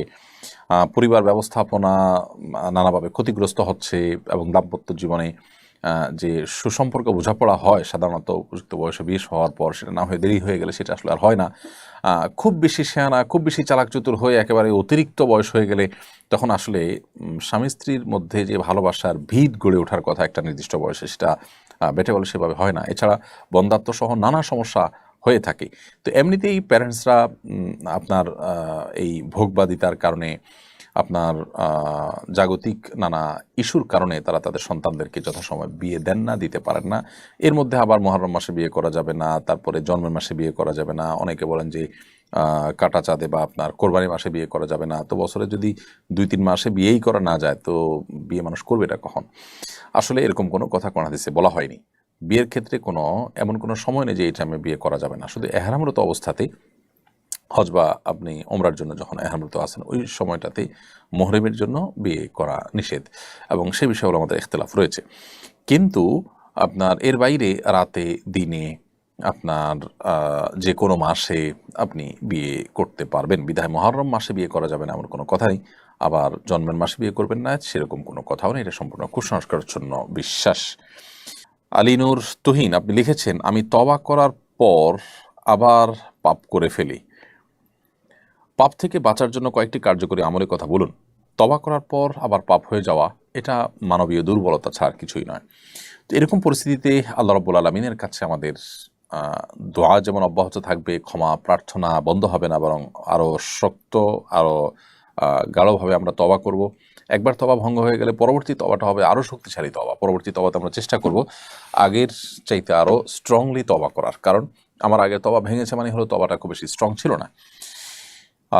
তারপরও তওবা ভঙ্গ হয়ে যাওয়ার একটা বড় কারণ থাকে যে পাপের পরিবেশ থেকে হয়তো আমরা ফিরে আসি না। তওবা করেছি আমি পাপ করব না, অথচ আমি এমন জায়গায় আছি, এমন অবস্থানে আছি যে আমার দ্বারা ঘুরে ফিরে অপরাধ হয়ে যাচ্ছে। তো এই জায়গাগুলো থেকে আমরা সরে আসার জন্য আপ্রাণ চেষ্টা অব্যাহত রাখবো ইনশাআল্লাহ তাআলা। সেটি হবে, পাপের পরিবেশ থেকে ফিরে আসা হবে আমাদের তওবাকে ধরে রাখার সবচেয়ে বড় মাধ্যম। এর বিপরীতে নেকের পরিবেশের মধ্যে আমরা নিজেদেরকে ধরে রাখার চেষ্টা করবো ইনশাআল্লাহ। 10ই মুহররম তাজিয়া মিছিল বের করা হয়। মিছিল অংশগ্রহণকারীরা নিজেদের গায়ে নিজেরা আঘাত করেন, এমনকি অভিভাবকরা নিজেদের শিশু সন্তানদের গায়েও আঘাত করেন। এ ব্যাপারে শরীয়তের বিধান কি? পরিষ্কারভাবে নবী করিম সাল্লাল্লাহু আলাইহি সাল্লাম কোনো শোক পালন করতে গিয়ে নিজের শরীরে আঘাত করা, জামা কাপড় ছেঁড়া, এগুলোর ব্যাপারে পরিষ্কারভাবে নিষেধ করেছেন, এবং আল্লাহ তাআলা লানত, অভিশাপ নাজিল হয় এই সমস্ত ব্যক্তিদের উপর, সেই কথা তিনি বলেছেন। সো তাজিয়া মিছিল বা আপনার শোক মিছিলের নামে নিজের শরীরের বা সন্তানদের শরীরে আঘাত করা সম্পূর্ণ নাজায়েজ এবং গুনাহের কথা। দিন মনে করে, ইসলাম মনে করে এই ধরনের ভুলভাল কাজ অনেকেই করছেন। শিয়াদের মধ্যে এগুলোর প্রবণতা অনেক বেশি। আমরা এই সমস্ত কাজকে কখনো জায়েজ মনে করতে পারি না, কারণ নবী করিম সাল্লাল্লাহু আলাইহি ওয়াসাল্লামের স্পষ্ট নিষেধাজ্ঞা রয়েছে। বিধায় এই ধরনের কাজ আমরা করব না। এমনিতেই আপনার শোক পালন করতে গিয়ে আল্লাহর প্রতি, আল্লাহর সিদ্ধান্তের প্রতি আপনার এক ধরনের বিদ্রোহ প্রকাশ পায়, সেরকম মাতম করাও কিন্তু হাদিসে নিষেধ। সো শরীরের মধ্যে আঘাত করার তো কোনো সুযোগই নেই। নবী করিম সাল্লাল্লাহু আলাইহি ওয়াসাল্লাম স্পষ্টভাবে বলেছেন যে ব্যক্তি তার গালে আঘাত করে, তার জামা কাপড় ছিঁড়ে, এই সমস্ত ব্যক্তিদের প্রতি আল্লাহ তাআলা লানত বর্ষিত হয়, এবং সে ব্যক্তিকে রাসূল বলছেন যে আমার উম্মত তারা না, লাইসা মিন্না মান দরাবাল খুদুদ ওয়া শাক্কাল জুয়ুব, হাদিসে রয়েছে। এজন্য এই কাজগুলো কোনো মুসলমান করতে পারেন না। তাহমিনা তানিয়া আপনি লিখেছেন, আমার হাজব্যান্ড মারা যাওয়ার আগে জীবন বীমায় কিছু টাকা সঞ্চয় করেছিলেন, কিন্তু নির্দিষ্ট পরিমাণ টাকার পুরোটা দিয়ে শেষ করতে পারেননি। এখন এজেন্সির কর্মকর্তারা বলছেন নির্দিষ্ট পরিমাণ টাকার পুরোটা এবং এক্সট্রা আরও কিছু টাকা নমিনি হিসাবে আমি পাবো। এই টাকা কি আমার জন্য হালাল হবে? জীবন বীমা সাধারণত যেটি হয়ে থাকে এগুলো জায়েজ হওয়ার কোনো কারণ থাকে না, এগুলো নাজায়েজ এবং হারাম, সেগুলো আমরা এর আগে বিভিন্ন সময় বলেছিলাম, সারা বিশ্ব ওলামায়ে কেরাম ফতোয়া রয়েছে এর মধ্যে। অতএব সাধারণত জীবন বীমার যে ইয়েগুলো থাকে, আমাদের দেশে যে জীবন বীমা আছে এগুলো হারাম ফরম্যাটের উপরে প্রতিষ্ঠিত, যার কারণে এই জীবন বীমা যে আমি নির্দিষ্ট হারে মাসে মাসে টাকা দিয়ে গেলাম, এরপর মারা গেলে আমাকে অনেক টাকা দেওয়া হবে, এই যে অতিরিক্ত টাকা দেওয়া হলো কিসের বিনিময় হলো? কোনো ব্যবসায়িক চুক্তি ছাড়া। তো এগুলো নাজায়েজ এবং হারাম, এরপরে কোনো সন্দেহ নেই। এখন আপনার স্বামীর মৃত্যুর পর এজেন্সির কর্মকর্তা যদি বলেন যে নির্দিষ্ট পরিমাণ টাকার পুরোটা এবং আরও কিছু টাকা আপনাকে দিবে, তো আপনি সে টাকা নিলেও মূল টাকা যেটা আপনার স্বামী জমা করেছেন সেটুকু ভোগ করবেন, আর বাকি টাকা গরিব দুঃখীদেরকে দান করে দিবেন সওয়াব নিয়ত করা ছাড়া। যদি তারা বাকিটা 100 টাকা দেয় তাহলে সেটি এইভাবে আপনি ব্যয় করবেন, নিজে খরচ করবেন না। এরপরের প্রশ্ন হলো, মৃত ব্যক্তির ফটো তোলা বা ভিডিও কলে প্রবাসী আত্মীয় স্বজনকে দেখানো যাবে কিনা? মৃত ব্যক্তির ছবি তোলা কিংবা ভিডিও কল করা থেকে বিরত থাকা উচিত, কারণ মৃত্যুর পর মানুষের চেহারাতে, তার শরীরে নানা রকমের পরিবর্তন এসে যায় অনেক সময়। এই ছবি তোলাটা ভালো কোনো বিষয় নয়। এটা থেকে যথাসম্ভব আমাদের বিরত থাকা উচিত, এবং এমনিতেই সাধারণ অবস্থাতেও প্রয়োজনে ছবি তোলা যায়। ছবি তোলার ব্যাপারে, ফটোগ্রাফির ব্যাপারে আমাদের যে মত পার্থক্য আছে, যে ডিজিটাল যে ছবি তোলা হয় মোবাইলে বা আমাদের বিভিন্ন ডিভাইসে যেটি থাকে, যেটি প্রিন্টেড নয়, সেটিকে অনেক ওলামায়ে জায়েজ বলেন, এবং জায়েজ হওয়ার মতটাকে আমাদের কাছে নানাভাবে যৌক্তিক এবং বেশি শক্তিশালী মনে হলেও এটি সতর্কতার পরিপন্থী যে প্রয়োজন ছাড়া আমরা ছবি তুলব, সেখানে মৃত ব্যক্তির ছবি তোলা বা ভিডিও করা তো অনুচিত। তবে একান্ত তার সন্তান দূরে আসতে পারছেন না, তাকে যদি আপনি লাইভ ভিডিওর মাধ্যমে, লাইভ কলের মাধ্যমে দেখাতে চান, এটা ভিন্ন বিষয়। তবে ছবি তোলা, বিশেষ করে তার অঙ্গ এবং চেহারা বিকৃত হয়ে যাওয়ার আশঙ্কা থাকলে না তোলা উচিত।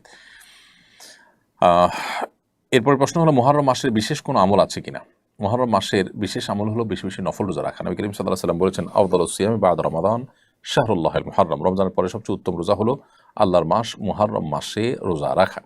এজন্য মুহররম মাসের স্পেশাল বা বিশেষ আমল হলো এই মাসে বেশি বেশি নফল রোজা রাখবো আমরা ইনশাআল্লাহ তাআলা। যার যতটুকু তৌফিক হলো 2, 4, 5, 10টা করে যে যতটুকু পারেন নফল রোজা রাখবেন এই মাসটি অলরেডি কয়েকদিন গত হয়ে গেছে, বাকি যে দিনগুলো আছে আমরা নফল রোজা রাখার চেষ্টা করব ইনশাআল্লাহ তাআলা। এটি হলো এই মাসের প্রধান আমল বা বিশেষ আমল। এর বাইরে এটি সম্মানিত 4 মাসের একটি সম্মানিত মাসের ভিতরে সবচেয়ে গুরুত্বপূর্ণ মাস হওয়ার কারণে সম্মানিত মাস রুটিন কাজগুলো, এবাদতগুলো, রুটিন ভালো কাজগুলোকে বিশেষ গুরুত্বের সাথে করা এবং পাপের কাছ থেকে বেঁচে থাকার জন্য বিশেষভাবে সচেষ্ট থাকা, সেটা আমরা অব্যাহত রাখবো ইনশাআল্লাহ তাআলা। এরপর প্রশ্ন হলো, আমি একটি কোম্পানিতে চাকরি করি, কোম্পানিটি ইসরায়েল সংশ্লিষ্ট বর্জন লিস্টে আছে, এজন্য সবসময় মনোবেদনায় ভুগি, আমি চাকরি ছেড়ে দেবো কিনা, পরামর্শ দিবাজিত করবেন। আপনার চাকরি যদি অন্যত্র করার সুযোগ থাকে, এই কোম্পানিকে আপনি যে সার্ভ করছেন সেটা না করে অন্য কোথাও সার্ভ করবেন, সেটাই হবে আপনার জন্য উচিত এবং কর্তব্যের বিষয়। যদি আপনি এই কোম্পানিতে কাজ করে কোম্পানিতে যতটা সার্ভ করছেন তার চাইতে দিনের জন্য তার চেয়ে বেশি করতে পারছেন, এখানে থেকে বরং আপনি দিনের সুবিধা বা ইসলামের স্বার্থ আরও বেশি রক্ষা করতে পারছেন, যেটা অন্য জায়গায় গেলে সম্ভব হবে না। এরকম যদি হয় তাহলে আপনি এটা করতে পারেন, বিশেষ করে আপনার যে কাজ, সে কাজটা যদি মৌলিকভাবে হারাম না হয়। আর যে কাজ করছেন সেটা যদি হারাম কোনো কাজ হয় তাহলে সেক্ষেত্রে কোনো অবস্থাতে সেখানে কাজ করা আপনার জন্য জায়েজ হবে না। কুদ্দুস শেখ এডি দেখে আপনি লিখেছেন, সামর্থ্য থাকা সত্ত্বেও যদি ভিক্ষা করে কিয়ামতের দিন তাদের শাস্তি কি হবে? সামর্থ্য থাকা সত্ত্বেও ভিক্ষা করা কোনো জায়েজ কাজ নয়, ভালো কাজ নয়। নবী করিম সাল্লাল্লাহু আলাইহি ওয়াসাল্লাম উৎসাহিত করেছেন। কিয়ামতের দিন তাদের স্পেসিফিক কোনো শাস্তির কথা কোরআন হাদিসে আলাদা করে বলা হয়নি যে সামর্থ্য থাকার পরও ভিক্ষা করলে এই ধরনের শাস্তি হবে। তবে সন্দেহাতীতভাবে সামর্থ্য থাকার পরও ভিক্ষা করা এটা নিকৃষ্ট কাজ এবং আল্লাহর কাছে অপছন্দনীয় কাজ। রাজধানী মহাখালীতে কূটনীতিকদের জন্য মদের বিক্রয় কেন্দ্র স্থাপন করেছে পর্যটন কর্পোরেশন। রাষ্ট্রীয় প্রতিষ্ঠানের পক্ষ থেকে অমুসলিমদের জন্য মদের বিক্রয় কেন্দ্র প্রতিষ্ঠা করার বিধান কি? দেখুন, একটি মুসলিম প্রধান দেশে মুসলমানদের ট্যাক্সের টাকায় কোনো মদের বিক্রয় কেন্দ্র স্থাপন করা এটা উচিত হবে না, অথবা সরকারের কোনো প্রতিষ্ঠানে এরকম কোনো কাজ করা মুসলমানদের যে চিন্তাধারা, বেশিরভাগ মানুষ যে দেশের মুসলমান সে দেশের মানুষের চিন্তাধারার পরিপন্থী কাজ করা তো জনগণের চিন্তা চেতনা, আশা আকাঙ্ক্ষার পরিপন্থী কাজ করা। এটা তো আসলে তথাকথিত যে গণতন্ত্রের কথা বলা হয়, সেই গণতন্ত্রের সাথেও যায় না। অতএব এটার আমরা তো বলবো যে এটা না করা উচিত, এবং শরিয়ার দৃষ্টিকোণ থেকে এটি কোনো অবস্থাতে জায়েজ হওয়ার কথা নয়। এমনকি আপনার ইহুদি খ্রিস্টানদের ধর্মতেও বেসিক্যালি এটি জায়েজ নয়। বাকি তারা তাদের ধর্ম থেকে বিচ্যুত বা তার ধর্মীয় বিধান থেকে বিচ্যুত, যার কারণে তারা হয়তো এই সমস্ত বিধানগুলোকে তোয়াক্কা করছে না বা আমল করছে না। এমনকি তাদের ধর্ম নামকে অস্তে থাকছে বেশিরভাগ ক্ষেত্রেই, বাস্তবিক অর্থে বা প্র্যাকটিসের ক্ষেত্রে তা অনেকেই মূলত নাস্তিকের পর্যায়ে চলে গেছেন। তো এটা খুবই দুঃখজনক এবং এটা তাদেরকে কাফিরে পরিণত করে দেয়। তারা যে আহলে কিতাবের সুবিধা পাওয়ার কথা, সেই সুবিধা থেকে তারা বেরিয়ে যায়। যাই হোক, তো মুসলমানদের ট্যাক্সের টাকায় কোনো প্রতিষ্ঠান পরিচালিত হলে, সরকারি কোনো প্রতিষ্ঠান হলে, সেই প্রতিষ্ঠান আসলে মুসলমানদের আশা আকাঙ্ক্ষার প্রতিফলন হয় না, এরকম কোনো কাজ করবে না, সেটাই উচিত এবং কর্তব্য। বিদেশিদেরকে আমাদের দেশে আনতে হবে, তাদের এখানে নানা রকম কাজ থাকতে হবে বা তাদের সাথে আপনার এঙ্গেজমেন্ট দরকার হয়, সেটা বাস্তব একটা বিষয় আমরা জানি। কিন্তু আমরা তাদের জন্য অ্যারেঞ্জ করব এবং তাদেরকে সুযোগ সুবিধা দিব, এমন বিষয় যেগুলো শরিয়া অ্যালাউ করে না, সেটা মুসলমান হিসেবে আমাদের জন্য জায়েজ নয়। আমাদের মসজিদের ইমাম সাহেব নামাজ না পড়িয়ে ক্রিকেট খেলা করে, সেই খেলার টাকার বিনিময়ে খেলা হয়। তিনি বলেন আমি শরীর চর্চার জন্য খেলছি, আমি টাকা নেই না, টাকা দেই। আমার প্রশ্ন হচ্ছে তার পিছনে নামাজ পড়া যাবে কিনা। দেখুন, ইমাম সাহেব আদৌ এটা করেন কিনা আমি জানি না। এই ধরনের প্রশ্ন দিয়ে এরপর ইমাম সাহেবকে ফাঁসাবেন, সমাজে যায় তারে কোণঠাসা করবেন, সেটা যদি ভুলভাল তথ্য দিয়ে করেন তাহলে আল্লাহর কাছে অবশ্যই আপনি দায়ী থাকবেন। এমনটি করা উচিত না। তবে আমি সাধারণ কথা বলে রাখছি, কোনো খেলা যদি খেলোয়াড়রা নিজেদের মধ্যে টাকা পয়সা আদান প্রদান করে যে জিতলে আমরা টাকা পাবো, তোমরা দিবা, আর হারলে আমরা তোমাদেরকে টাকা দিব, এরকম যদি আদান প্রদান হয় তাহলে এটা জুয়ার অন্তর্ভুক্ত হবে এবং এটা জায়েজ না, এটা হারাম। কিন্তু এছাড়া শারীরিক কসরতের জন্য যদি ইমাম সাহেব খেলে, আমাদের দেশে ইমাম সাহেবদের জন্য সবই নিষেধ। আমি ঢাকায় যখন ইমামতি করতাম 2003-04 সালে কথা, আমার এক মুসল্লি আমাকে একবার বলতেছিল, হুজুর আপনার সবই ভালো লাগে কিন্তু হাঁটাটা না পছন্দ হয় না আমার কাছে। পুরো আমি বললাম, আপনি কি আমাকে বিয়ে শাদী করার নিয়ত করছেন? এটা তো কোনো মেয়ে দেখতে গেলে মানুষ এসব বলে টলে, এটা কোন ধরনের কথা যে ইমাম সাহেবের হাঁটা আপনি খুঁজতেছেন? আপনি আমার কথায় না শুনবেন। ভাইরা আমার, আমাদের সমাজে অনেক মানুষ আছে হুজুরদের কিছুই তাদের ভালো লাগে না। হুজুররা দাওয়াতে আগে গেলে বলে, দেখছো হুজুররা আগে আগে এসে বসে থাকে, পরে গেলে বলে হুজুরের টাইম টেবিল ঠিক ঠিকানা নাই, হুজুরদের কোনো দিকে যাওয়ার রাস্তা নাই, অনেক টাকা পয়সা হয়ে গেছে, হুজুর মানুষ দেখছো দুনিয়ার ধান্দা। আবার টাকা পয়সা করে নাই, শুধু পরের তার উপরে খেয়া থাকে, নিজে কিচ্ছু করে না। উভয় সমস্যা আছে না নাই? শয়তান ওলামাদের বিরুদ্ধে মানুষকে লাগায় দেয়, এটা চক্রান্তের অংশ।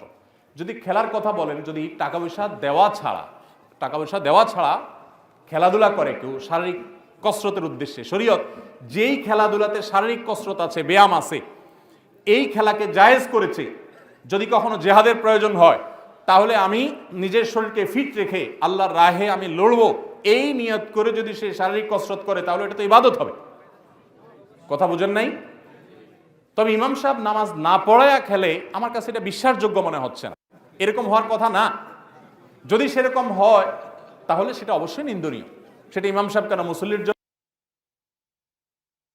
প্রশ্ন এরকম আসতে পারলো না, হুজুর আমাদের অনেক মুসল্লি আছে ক্রিকেট খেলে এবং খেলা মজে যায়, এর জন্য নামাজ পড়তে আসে না। এইরকম প্রশ্ন তো কোনোদিন আসে না। প্রশ্ন আসে, হুজুর ইমাম সাহেব বিয়ে না করলে তার পিছনে নামাজ পড়া যায় আছে কিনা। আমি বলি, প্রশ্ন এরকম আসে না কেন যে ভাই মুসল্লি সাহেব বিয়ে না করলে এর নামাজ পড়া যায় আছে কিনা। ফতোয়া সব এদেশে দুই শ্রেণীর মানুষের ব্যাপারে, এক হলো মসজিদের ইমাম সাহেব, মুয়াজ্জিন সাহেব, আরেকটা হলো মহিলা। এদের ব্যাপারে ফতোয়া সবচাইতে বেশি। গোসল ফরজ হয়েছে, এখন মহিলারা গৃহস্থলী কাজ করতে পারবে কিনা গোসল করা ছাড়া। কেন এই প্রশ্ন আসে না কেন, ছেলেরা দোকানদারি কাজের কাম করতে পারবে কিনা গোসল করা ছাড়া। তো এই সমাজে এরকম আমাদের কিছু কুসংস্কার আছে, আলেমদের বিরুদ্ধে আমরা সেরকম অনেক সময় লাগে। যদি কোনো আলেম এটা করেন, আল্লাহ না করুক, অবশ্যই তিনি নিন্দনীয় কাজ করছেন, তার জন্য এটা জায়েজ নাই নামাজে গাফলতি করে খেলাধুলা করা। আমি আমার কথা বলতে পারি, আমি প্রতিদিন আলহামদুলিল্লাহ কমের পক্ষে 1 ঘন্টা খেলি। আমার হুজুর কালকে জিজ্ঞেস করছেন কি অবস্থা, বললাম কালকে একটু হাতে ব্যথা পাইছি পড়ে গিয়ে, খেলতে গিয়ে। আমার ছেলেদের সাথে প্রতিদিন নিয়ম করে আমি 1 ঘন্টা খেলার চেষ্টা করি। বাসার পাশে খেলার ব্যবস্থা আছে, ব্যাডমিন্টন, অন্য সময় ঘন্টা প্রতিদিন। নিয়ত, 1 নম্বর নিয়ত হলো শরীরের এক্সারসাইজ, ব্যায়াম হওয়া। 2 নম্বর নিয়ত হলো ছেলেফেলের সাথে বন্ধুসুলভ সম্পর্ক করা এবং তাদেরকে বিনোদন দেওয়া। অনেক মা বাপ বলে, হুজুর পোলাপান মোবাইল ছাড়া খানা খায় না। আমার 4 বছরের একটা বাচ্চা আল্লাহ তাআলা দিয়েছেন, আলহামদুলিল্লাহ। আমরা কখনো মোবাইল দিয়ে খানা খাওয়াই না, কোনো ভিডিও দেখায় খানা খাওয়াই না। বাচ্চা যদি ভিডিও না দেখাইলে খানা না খায়, শেখ আব্দুর রহমান সাইফুল্লাহ ভাই বলতেছিল যে বাচ্চা খায় না 2 দিন ধরে 3 দিন ধরে। আমি বললাম 6 দিন না খাক, ওরে মোবাইল দিবেন না, দিবেন না। দেখেছি খাবে না মানে পোলাপান মরা এত সোজা না। আমার এক নেপালি বন্ধু ছিল সৌদি আরবে, ওনার বাচ্চাদেরকে দেখতাম খাবারের জন্য কখনো জোর একবার ডাকতো, আসলে আসে না আসে না। তো আমি একদিন বললাম যে ভাই কুই বাত হ্যায়, উর্দু কথা বলতে, বোলাও বাচ্চোं को, আব্দুর রহমান আব্দুর রবকে বোলাও, 2টা ছেলে ছিল। তো আমার বললো यार पेट उनका है कि मेरा, পেট কি তার না আমার, ছোড়ো মগজমারি, মানে মাথা নষ্ট কেন করতেছো? আমি অবাক হয়ে গেলাম। অনেক অভিভাবকরা, বিশেষ করে আমাদের ছোট ছোট বাচ্চা যারা আছে, 99% মানুষ হবে আমার ধারণা যে বাচ্চাদের মোবাইল দেখানো ছাড়া খানা। কারণ কি? কারণ বাচ্চাদের ফিজিক্যাল কোনো খেলার ব্যবস্থা আপনি, ওর তো কিছু একটা নিয়ে বেঁচে থাকতে হবে। আপনি তাদেরকে সময় দেন, খেলাধুলার ব্যবস্থা করেন, সাইকেল কিনে দেন, সাথে সাইক্লিং এর ব্যবস্থা করেন নিরাপদভাবে, সেরকম ভালো পরিবেশ দেন, এবং শারীরিক কসরতে সেরকম ব্যায়ামের খেলার ব্যবস্থা করেন। আপনি নিজে সময় দেন। আপনি নিজে ভূতের মতো মোবাইলের উপর হয়ে থাকেন, আপনার বউ একটার মধ্যে উপর হয়ে থাকে, তো বাচ্চাও তো আরেকটা নিয়ে বসবে, এটাই তো স্বাভাবিক। একটা প্রতিবন্ধী সমাজ আমরা গড়ে তুলছি, এই জন্য এগুলোর বিরুদ্ধে সংগ্রাম করতে হবে। শারীরিক কসরতের জন্য এরকম খেলাধুলা, এটা কোনো নিষিদ্ধ বিষয় না। শুধু সেটা না, আপনারা তো বলেন হুজুর খেলাধুলা করে, আলহামদুলিল্লাহ আমার বাসায় যত সবজি আমরা খাই, আলু ছাড়া কোনো আইটেমের সবজি নরমাল টাকা দিয়ে কিনে খাই না, নিজেরা আমরা ক্ষেত করি। আমি নিজে ঘন্টাকে ঘন্টা কোদাল দিয়ে কোপায়া তারপরে ঘাস সাফ করছি, হাজার ব্যস্ততার মধ্যে এটাকে একটা কাজ বানানিছি। একে তো ব্যায়াম হবে, ছেলেফেলের একটা কাজে এঙ্গেজ থাকবে, ও তো মোবাইল চাইবেই না, ও তো ভিডিও দেখতে চাইবেই না, ও তো কার্টুন চাইবেই না। যখন সে দেখবে যে আমার বাপ মা কাজ করছে, আমিও কাজ করছি, আর কাজটাকে বিনোদন হিসাবে নিচ্ছি। আল্লাহ তাআলা আমাদের সবাইকে সুস্থ স্বাভাবিক জীবন দান করুন। অনেক লোক আছে দেখতে সুস্থ মনে হলেও মোবাইলে আসক্তিতে সে রীতিমতো নেশাগ্রস্ত হয়ে গেছে। এগুলোর থেকে বাঁচার জন্য বরং এক্সারসাইজ ভালো। কেউ যদি কাউকে মন থেকে চায়, তার জন্য কি প্রতি মোনাজাতে কান্না করে আল্লাহর কাছে চাইতে পারবে? দেখুন হাসির বিষয় না, আমাদের যুবকদের বেশিরভাগই এই রোগে আক্রান্ত। ভালো মানুষের মুখোশ পরে কতক্ষণ থাকা যাবে? বেশিরভাগ পুরুষ ছেলেরাই, যুবকরাই, এমনকি মেয়েরাও আজকাল বিবাহ বহির্ভূত সম্পর্কে আক্রান্ত। তো এই জন্য তারা মনে করে যে কোনো দোয়া দরুদ পড়লে বোধ হয় ওই ব্যবস্থা হয়ে যাবে। দেখুন, প্রথম কথা হলো যে সুনির্দিষ্ট কাউকে বিয়ের জন্য আল্লাহর কাছে দোয়া করে, এটা শুধু বিয়ে না, দুনিয়ার ক্ষেত্রেও সুনির্দিষ্ট কোনো কিছু চেয়ে, আল্লাহ অমুক বাড়িটা আমার পছন্দ হয়েছে, আল্লাহ এটা আমারে মালিক বানায় দাও, আমার আর কিছু লাগবে না। এই টাইপের দোয়া অনেকে করে না। অনেক যুবক আছে বেকার, চাকরি বাকরি হয় না, দোয়া করে আল্লাহ, অনেকে তো অনেক কিছু চায়, আমার বেশি কিছু না আল্লাহ, লাখ 5 টাকা চলবে, একটা হুন্ডা কিনবো, একটা ছোট্ট, আমি কিছু চাই না তোমার কাছে। এটা দোয়ার আদবের খেলাফ। এরকম নির্দিষ্ট করে আল্লাহর কাছে চাওয়াটা দোয়ার আদবের এই জাতীয় বিষয়গুলোতে বিশেষ করে। কারণ আপনি আল্লাহ তাআলার কাছে চাইবেন শান্তি। আল্লাহ শান্তি কি 5 লাখ টাকা দিবা, না 5 কোটি টাকা দিয়ে দিবা, না 500 টাকা দিবা, তুমি জানো। আমি তোমার কাছে সাল্লামের এত দোয়া, প্রতিটা পদে পদে তিনি দোয়া করতেন, কিন্তু একটা দোয়াও আজ পর্যন্ত আমি অন্তত পাই নাই যে দোয়া তিনি তো আল্লাহর কাছে পেশ করেছেন, আল্লাহুম্মা ইন্নী আসআলুকা কাসরাতাল আমওয়ালি ওয়াল আরাদি, আল্লাহ তোমার কাছে অনেক টাকা পয়সা, অনেক জমি জমা চাই, এরকম দোয়া নবী। তাহলে উনি কি দুনিয়া চান নাই আল্লাহর কাছে? কিভাবে চাইছেন? রব্বানা আতিনা ফিদ দুনিয়া হাসানাহ, আল্লাহ দুনিয়াতে আপনার কাছে কল্যাণ চাই। কল্যাণ কি 5 লাখ গ্রামের বাড়িতে হবে, মোটরসাইকেল হবে, না উড়োজাহাজে হবে, আমি কল্যাণ চাই। আল্লাহুম্মা ইন্নী আসআলুকাল আফিয়া, আল্লাহ আপনার কাছে আফিয়া চাই, সুখ চাই, সমৃদ্ধি চাই। সেটা আপনি কিভাবে দিবেন আপনি জানেন। যদি আপনি এবার ঠিক করে দেন তুমি 5 লাখ দিলে হবে, তো এটা হলো জাহালত, এটা হলো অজ্ঞানতা আল্লাহর সম্পর্কে। অতএব দোয়া সঠিকভাবে করতে হবে। নির্দিষ্ট কাউকে যদি আপনার মনে হয় দিনদারিতার কারণে যে সে বা তার পরিবার দিনদার, তাদের হলে ভালো হয়, তাহলে দোয়া করেন আল্লাহ যদি কল্যাণ হয় আপনি সহজ করে দেন, অকল্যাণ হলে আপনি দূর করে দেন। এটা হলো দোয়ার আদব। একজন পুরুষের রোজগারের উপর পর্যায়ক্রমে কার হক বেশি, স্ত্রী সন্তানের নাকি মা বাবা ভাই বোনের? দেখুন, মা বাবার সাথে কারোর কোনো তুলনা চলে না হক আদায় করার ক্ষেত্রে। হক আদায় মানে শুধু টাকা পয়সা খরচ করা না, পর সর্বোচ্চ শ্রদ্ধা পাওয়ার হকদার, সর্বোচ্চ ভালো বাবা। মা বাবার চাইতে বেশি ভালোবাসা পাওয়ার হকদার পৃথিবীতে আর কেউ, শ্রদ্ধার হকদার আর কেউ। অর্থ করার ব্যাপারটা ভিন্ন। স্ত্রী যদি থাকে তাহলে প্রত্যেক স্বামীর উপরে কর্তব্য তার স্ত্রীর ভরণ পোষণের ব্যবস্থা করা। মা বাবার যদি টাকা তারা যদি তাকে ফরজ করেনি, কথা কি বুঝতে পারছেন? কিন্তু তাদের জন্য অর্থকড়ি নফল হিসাবেও খরচ করা, এটা মৃত্যু, এমনকি মৃত্যুর পরেও করতে হবে, আজীবন করতে হবে, মৃত্যুর পরেও করতে হবে। স্ত্রীর সাথে তো যতদিন বৈবাহিক সম্পর্ক থাকে ততদিন, বৈবাহিক সম্পর্ক না থাকলে তখন আর তার ভরণ পোষণ আবশ্যক হবে না। অতএব এটা দেখে কেউ আবার এটা মনে করেন না যে ইসলাম কি মা বাবার উপর স্ত্রীকে অগ্রাধিকার দিয়েছে কিনা, মোটেই না। কিন্তু খরচের যদি ব্যাপার হয়, স্ত্রী অন্যের ঘর থেকে এসছে আপনার ঘরে, অতএব তার সম্পূর্ণ দায় দায়িত্ব আপনার, আপনি তার ভরণ পোষণের ব্যবস্থা করে দিবেন। বিধায় মা টান থাকে, যা আছে তাদের না হয়, তখন আপনার উপরে কর্তব্য হবে তাদের জন্য খরচ করা। আপনি 10,000 টাকা ইনকাম করেছেন, মা বাবার কোনো ইনকাম সোর্স নাই, আপনি না দিলে তারা আর খেতে পাবে না, অন্য কোনো সন্তান নাই বা তারা দেয় না, তখন আপনি স্ত্রীর জন্য যদি 5,000 খরচ করেন, মা বাবার জন্য আপনাকে 5,000 খরচ করতে, 5,000ই খরচ করতে এমন কোনো কথা নেই, তাদের ভরণ পোষণের ব্যবস্থা করতে হবে। কথা কি বুঝতে পারছেন? তাহলে তাদের না থাকলে তখন আবশ্যক হবে, আর স্ত্রীর থাকুক আর না থাকুক, সর্বাবস্থায় স্ত্রীর ভরণ পোষণ স্বামীর উপরে কর্তব্য। এবার প্রশ্ন হলো, আমার স্বামী আমাকে একদমই সময় দেন না, তিনি বাসায় এসে মোবাইল সময় নষ্ট করেন, এতে আমি অনেক কষ্ট পাই, আমার স্বামীর উদ্দেশ্যে কিছু বলুন। আপনার স্বামী যদি আমাকে শুনে থাকেন তাহলে আমি বলবো যে এটি এক ধরনের অবিচার। আমরা মনে করি যে এটা এমন কোনো ব্যাপার না, আমার ঘরের স্ত্রী তো, অসুবিধা কি? স্ত্রীকে একান্তে আমাদের সময় দেওয়া কর্তব্য। প্রিয় নবী সাল্লাল্লাহু আলাইহি সাল্লাম ব্যক্তিগত কাজ, দিনী কাজ শেষ করার পর ফ্যামিলিকে, পরিবারকে সময় দিতেন, এবং ঘরোয়া কাজে উম্মুল মুমিনিনদের, তিনি তার স্ত্রীদের, নবীপত্নীদের তিনি সময় দিতেন এবং সহযোগিতা করতেন, ব্যক্তিগত কাজগুলো করতেন। স্মার্টফোনের আসক্তি দেখা যায় আজকাল আমাদের পুরুষ এবং মহিলা উভয়ের মধ্যে রয়েছে। পুরুষরা স্মার্টফোনে ব্যস্ত, স্ত্রীকে সময় দিচ্ছে না, স্ত্রী স্মার্টফোনে ব্যস্ত, স্বামী সন্তানকে সময় দিচ্ছেন না। এর উভয়টি কিন্তু জুলুম। একদিকে আমরা গুনাহগার হচ্ছি, অপরদিকে আমরা বান্দার হক নষ্ট করছি। এজন্য আল্লাহকে আমাদের ভয় করা উচিত। দাম্পত্য জীবনে সুখ শান্তির জন্য এক অন্যকে সময় দেওয়াটা খুবই গুরুত্বপূর্ণ কাজ, সেটি আমাদের করা উচিত। নবী করিম সাল্লাল্লাহু আলাইহি সাল্লাম আমাদের রাসূলুল্লাহ তাআলা আনহা বহু আবদার পূরণ করেছেন, তার সাথে ফিজিক্যাল এক্সারসাইজ, দৌড়াদৌড়ির প্রতিযোগিতা করেছেন। একবার তিনি ইথিওপিয়ানদের এক ধরনের খেলা দেখতে চেয়েছেন, নবী সাল্লাল্লাহু আলাইহি ওয়াসাল্লাম তাকে নিয়ে গেছেন।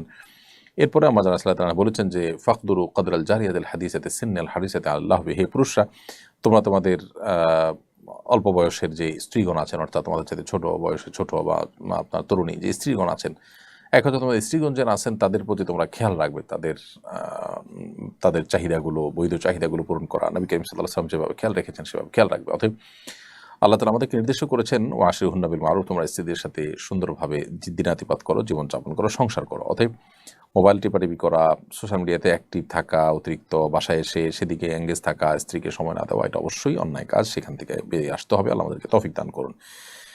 একটি প্রশ্নোত্তর সেশনে আপনাকে বলতে দেখলাম, ঈদের নামাজের পর ফিতরা আদায় করলে আদায় হয় না, তবে অনেক আলেম বলছেন আদায় হবে, কোনটা সত্য?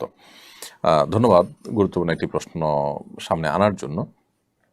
আমরা ঈদুল ফিতরে ফিতরা আদায়ের মাসালা প্রসঙ্গে একাধিকবার বলেছি যে ঈদের নামাজের পরে যদি কেউ ঈদুল ফিতরা আদায় করেন তাহলে সেটা আদায় হবে না, বরং ঈদের নামাজের আগে আদায় করলে আদায় হবে।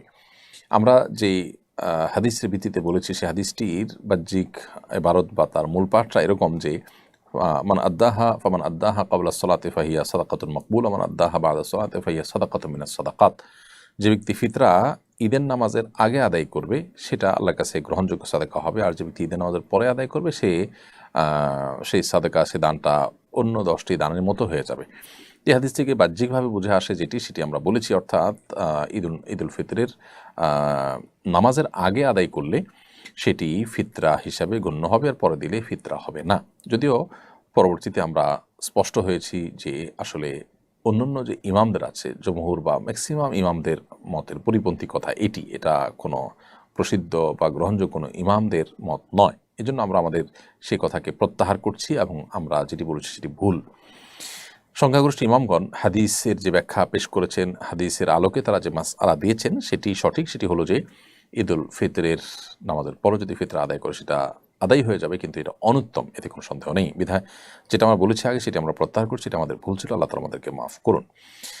আমি একজনের কাছ থেকে নিজে ব্যবহারের জন্য তার বাসার ওয়াইফাই পাসওয়ার্ড নিয়েছি। আমি কি এই পাসওয়ার্ড আমার পরিবারের অন্য সদস্য বা বন্ধু বান্ধবদের সরবরাহ করতে পারি? দেখুন, এই সমস্ত বিষয়গুলো নির্ভর করে যে তার সাথে আপনার বোঝাপড়া কেমন। যদি বিষয়টা এরকম যে হ্যাঁ, আপনি তার অনুমতি চাইলেও তিনি নিষেধ করবেন না, করার মতো না, তাহলে আপনি সেটা শেয়ার করতে পারেন। আর যদি এটা নিয়ে সন্দেহ থাকে যে তিনি নিষেধ করতে পারেন, বিশেষ করে আমরা জানি যে ওয়াইফাই বহু মানুষ ব্যবহার করলে সেটার অতিরিক্ত মানুষ এঙ্গেজমেন্টের কারণে স্পিড কমে যায়, তিনি ক্ষতিগ্রস্ত হবেন, এরকম যদি মনে হয় তাহলে সেটা আপনার জন্য জায়েজ হবে না। কারণ এখানে আপনাকে অ্যাক্সেস দেওয়া হয়েছে, আপনারা বহু মানুষকে যখন অ্যাক্সেস দিবেন তখন নিশ্চয়ই তিনি ক্ষতিগ্রস্ত হবেন, নিশ্চয়ই তার স্পিড কমবে। তো এই জায়গা থেকে এটা আপনার উচিত কাজ হবে না। এরপর প্রশ্ন হলো, আমার কবুতরের সঙ্গে অন্য কবুতর চলে এসেছে, কার কবুতর জানি না, এখন আমার করণীয় কি? দেখুন, কোনো কবুতরের সাথে অন্য কবুতর যদি চলে আসে, আপনি সেগুলো লালন পালন করতে কোনো অসুবিধা না। আপনি চেষ্টা করবেন মালিককে খুঁজে বের করার, কোনোভাবে যদি বের করা না যায় তাহলে বাইরে থাকলে তারা মারা যেতে পারে, বা মালিকের কাছে ফিরে যদি না যায়, যাওয়ার কোনো স্কোপ থাকে সেই স্কোপ তাকে দেওয়া উচিত, আটকে ফেলা উচিত না নিজে নিজে। কিন্তু যদি সেরকম স্কোপ না থাকে, বরং সেগুলো বাইরে থাকলে মারা যাবে বা ধ্বংস হবে, তাহলে আপনি লালন পালন করলে সেটা নাজায়েজ হবে না। এরপর প্রশ্ন হলো, একজন দাড়ি টুপিওয়ালা মানুষ প্রশ্ন ফাঁস করার কারণে যতটুকু সমালোচনা হয়েছে, সম্প্রতি একজন হিন্দু প্রিয়নাথ নামে তিনি প্রশ্নপত্র ফাঁস করে বিপুল পরিমাণ অর্থ আত্মসাৎ করেছেন, অথচ এটা নিয়ে তেমন কোনো সমালোচনা হচ্ছে না। এর কারণ কি? দেখুন, এই বিষয়গুলো আমরা বিভিন্ন সময় দেখি যে আপনার দাড়ি টুপিওয়ালা মানুষ কোনো অন্যায় করলে সেটা নিয়ে অনেকে অনেক বেশি সমালোচনা করেন, অন্যগুলো নিয়ে এতটা সমালোচনা করেন না। এর অন্যতম প্রধান কারণ তো হলো, যেটা আমি একটু আগে একটা প্রশ্ন উত্তরে বলেছি, যে দাড়ি টুপি বা ধর্মীয় লেবাস ধারণ করা মানুষগুলো ভালো মানুষ হয়, এরা খারাপ মানুষ হলে তখন মানুষ এই অস্বাভাবিক বিষয়ের কারণে অতিরিক্ত আলোচনায় মেতে ওঠে। কিন্তু এটা ঠিক যে আমাদের সমাজে এক শ্রেণী মানুষ অন্য ধর্মাবলম্বীরা যখন কোনো অপরাধ করে তখন তার ধর্মীয় পরিচয়টাকে হাইড করে এবং সেটাকে একেবারে উল্লেখই করে না। বিশেষ করে মিডিয়াগুলোতে আমরা এই দ্বিচারিতা দেখি। আর এর বিপরীতে মুসলমানদের ক্ষেত্রে ইমাম করলে ইমাম, তারপরে হুজুর, আলেম, তাদের সেই পরিচয়টাকে খুব বড় করে তুলে ধরে। এটা তো একটা চক্রান্ত সন্দেহাতীতভাবে। এবং এ ধরনের শয়তানি কর্মকাণ্ড যারা করে থাকে, তাদের সমস্ত শয়তানি কর্মকাণ্ড করে মূলত ইসলাম থেকে মানুষকে তারা দূরে সরাতে পারবে না, ইসলাম প্রতি মানুষকে বিদ্যশ্রদ্ধ করতে পারবে না। কিয়ামত পর্যন্ত ইসলাম সামনে অগ্রসর হতে থাকবে, তারা নিজেদেরকে ধ্বংস করছে বা ধ্বংসের দিকে তারা নিজেদেরকে টেনে নিয়ে যাচ্ছে। তো আমরা অবশ্যই ব্যক্তিগতভাবে আমরা যখন এই সমস্ত কাজের প্রতিবাদ করব, তখন আমাদেরকে লক্ষ্য রাখতে হবে যে আমরা তাদের সে সমস্ত ষড়যন্ত্রের শিকার যেন না হই। অর্থাৎ ধর্মীয় পরিচয় বা আপনার ধর্মীয় আপনার ক্রিয়াকর্ম, এগুলোর ভিত্তিতে একটা মানুষকে আমরা তুলোধনা করলাম, কিন্তু একইভাবে অন্য ধর্মাবলম্বী একজন মানুষ যখন করছে তখন তার ধর্মীয় পরিচয়টাকে আমরা একেবারে ছোট করে দেখলাম। এটা দ্বিচারিতা ছাড়া আর কিছু না। অনেক মুসলমান সন্তানরা আমরা এই টাইপের কাজ করি, যেগুলো আসলে সুশীল সুলভ কাজ, তথাকথিত সুশীল সাজার একটা চেষ্টা হয়ে থাকে। এটা আমাদের উচিত নয়। আমরা যখন একটা পলিসি অবলম্বন করবো, সেটা আমাদের সব ক্ষেত্রেই ঠিক থাকা উচিত। একটি প্রশ্ন তো সেশনে আপনার প্রশ্ন তো দিয়েছি আমি একজন কাছ থেকে, আপনার প্রশ্ন উত্তর আমরা দিয়েছি। আমাদের দেশের বিভিন্ন পাবলিক পরীক্ষার প্রশ্ন প্রায় ফাঁসকৃত প্রশ্ন আগে জেনে পরীক্ষা দেওয়ার পর চাকরিগুলো উপার্জন হালাল হবে কিনা, প্রশ্ন ফাঁসে জড়িতদের কী ধরনের শাস্তি হওয়া উচিত? আমরা এটির উত্তর গত সপ্তাহে সম্ভবত কোনো একটা প্রশ্ন উত্তরে দিয়েছি। প্রশ্ন ফাঁস হয়েছে, সে প্রশ্ন জেনে পরীক্ষা দিয়েছেন, তাহলে সেক্ষেত্রে আপনার উপার্জন হারাম হবে না এর কারণে, যদি আপনি চাকরি বৈধ কোনো খাতে কাজ করে থাকেন। কিন্তু আপনি আমানতের খেয়ানত করেছেন, সেজন্য আপনি গুনাহগার হবেন। এজন্য আপনাকে তওবা নাসুহা এবং খাঁটি তওবা করতে হবে যে জীবনে কখনো আপনি আর এই অন্যায় করবেন না। আর এর সাথে যারা জড়িত, প্রশ্ন ফাঁসের সাথে যারা জড়িত, তারা বহু মানুষ অধিকার খর্ব করেছেন, বহু মানুষও অধিকার নষ্ট করেছেন। ইসলাম শরিয়ার দৃষ্টিকোণ থেকে এটি অনেক বড় একটি কবিরা গুনাহ, বিধায় এটার শাস্তি শরিয়া, যদিও এটার শরিয়ার দণ্ডবিধিতে বিশেষ কোনো দণ্ড ঠিক করে দেয়নি। অতএব যখন যে সমাজে যেই পরিস্থিতিতে যে ধরনের শাস্তি দেওয়াটা উপযুক্ত মনে করবেন বিচারকগণ, সেই শাস্তি শরিয়ার দৃষ্টিকোণ থেকে, শরিয়ার বিচারিক আদালত থাকলে সেখানে দিবেন। বাকি আমাদের দেশের প্রচলিত আপনার বিচার ব্যবস্থা, দেশের সংবিধান অনুযায়ী এটার কী শাস্তি আছে সে বিষয়ে বিশেষজ্ঞ যারা আছে তারা ভালো বলতে পারবেন। সজন আহমেদ আপনি লিখেছেন, আম গাছের ডাল যদি কাঁঠাল গাছে গ্রাফটিং বা কলম করা হয়, সেটি কি জায়েজ হবে, এটা আল্লাহ সৃষ্টিতে পরিবর্তন বলে গণ্য হবে কিনা? মৌলিকভাবে এটা জায়েজ আছে এবং মৌলিকভাবে এটা আল্লাহ সৃষ্টির পরিবর্তন হিসাবে গণ্য হবে না, কারণ হলো আসলে আপনার ফল ফসল বা অন্যান্য ইয়ের ক্ষেত্রে আল্লাহ সৃষ্টিতে পরিবর্তনের যে নিষেধাজ্ঞা সেটা এর ক্ষেত্রে প্রযোজ্য নয়। কিন্তু যথাসম্ভব আমাদের খাবার ইত্যাদির ক্ষেত্রে তাহার যে অর্গানিক বা অরিজিনাল যে রূপ সেটি আমাদের ধরে রাখার চেষ্টা আমাদের নানাভাবে করা উচিত। কারণ এখানে ফুড ইঞ্জিনিয়ারিংয়ের মধ্যে বিশেষ করে আপনার জেনেটিক্যাল ইঞ্জিনিয়ারিংয়ের মাধ্যমে যে সমস্ত খাবার প্রসেস করা হয় বা খাবারের মধ্যে যে সমস্ত ইঞ্জিনিয়ারিং করা হয় আমাদের ফুড বা খাদ্য আইটেমগুলোর মধ্যে ফলমূল ইত্যাদিতে, এগুলো নানাভাবে আমাদেরকে ক্ষতিগ্রস্ত করে। এটা বিভিন্ন গবেষণা দ্বারা যেমন প্রমাণিত এবং এটি আপনার কোরআন এবং সুন্নাহ যে আমাদেরকে সাধারণ এবং স্বাভাবিক নিয়মের কথা বলে এটা তার খেলাফও। শরীর দৃষ্টিকোণ থেকে জায়েজ না জায়েজ এক জিনিস, আর এর স্পিরিচুয়াল লাভ ক্ষতির দিকটা আরেকটি। শরীর দৃষ্টিকোণ থেকে জায়েজ হলেও এই ধরনের কাজ যথাসম্ভব, বিশেষ করে আপনার খুব বড় ধরনের যেটাকে বলা জেনেটিক্যাল ইঞ্জিনিয়ারিং ফুডের ক্ষেত্রে যে করা হয়, এটি আমাদেরকে নানাভাবে ক্ষতিগ্রস্ত করে। এটা কারণে এটি আমাদের অ্যাভয়েড করা দরকার। তবে শরীর দৃষ্টিকোণ থেকে এটা নাজায়েজ বা হারাম কোনো কাজ বলা যাবে না।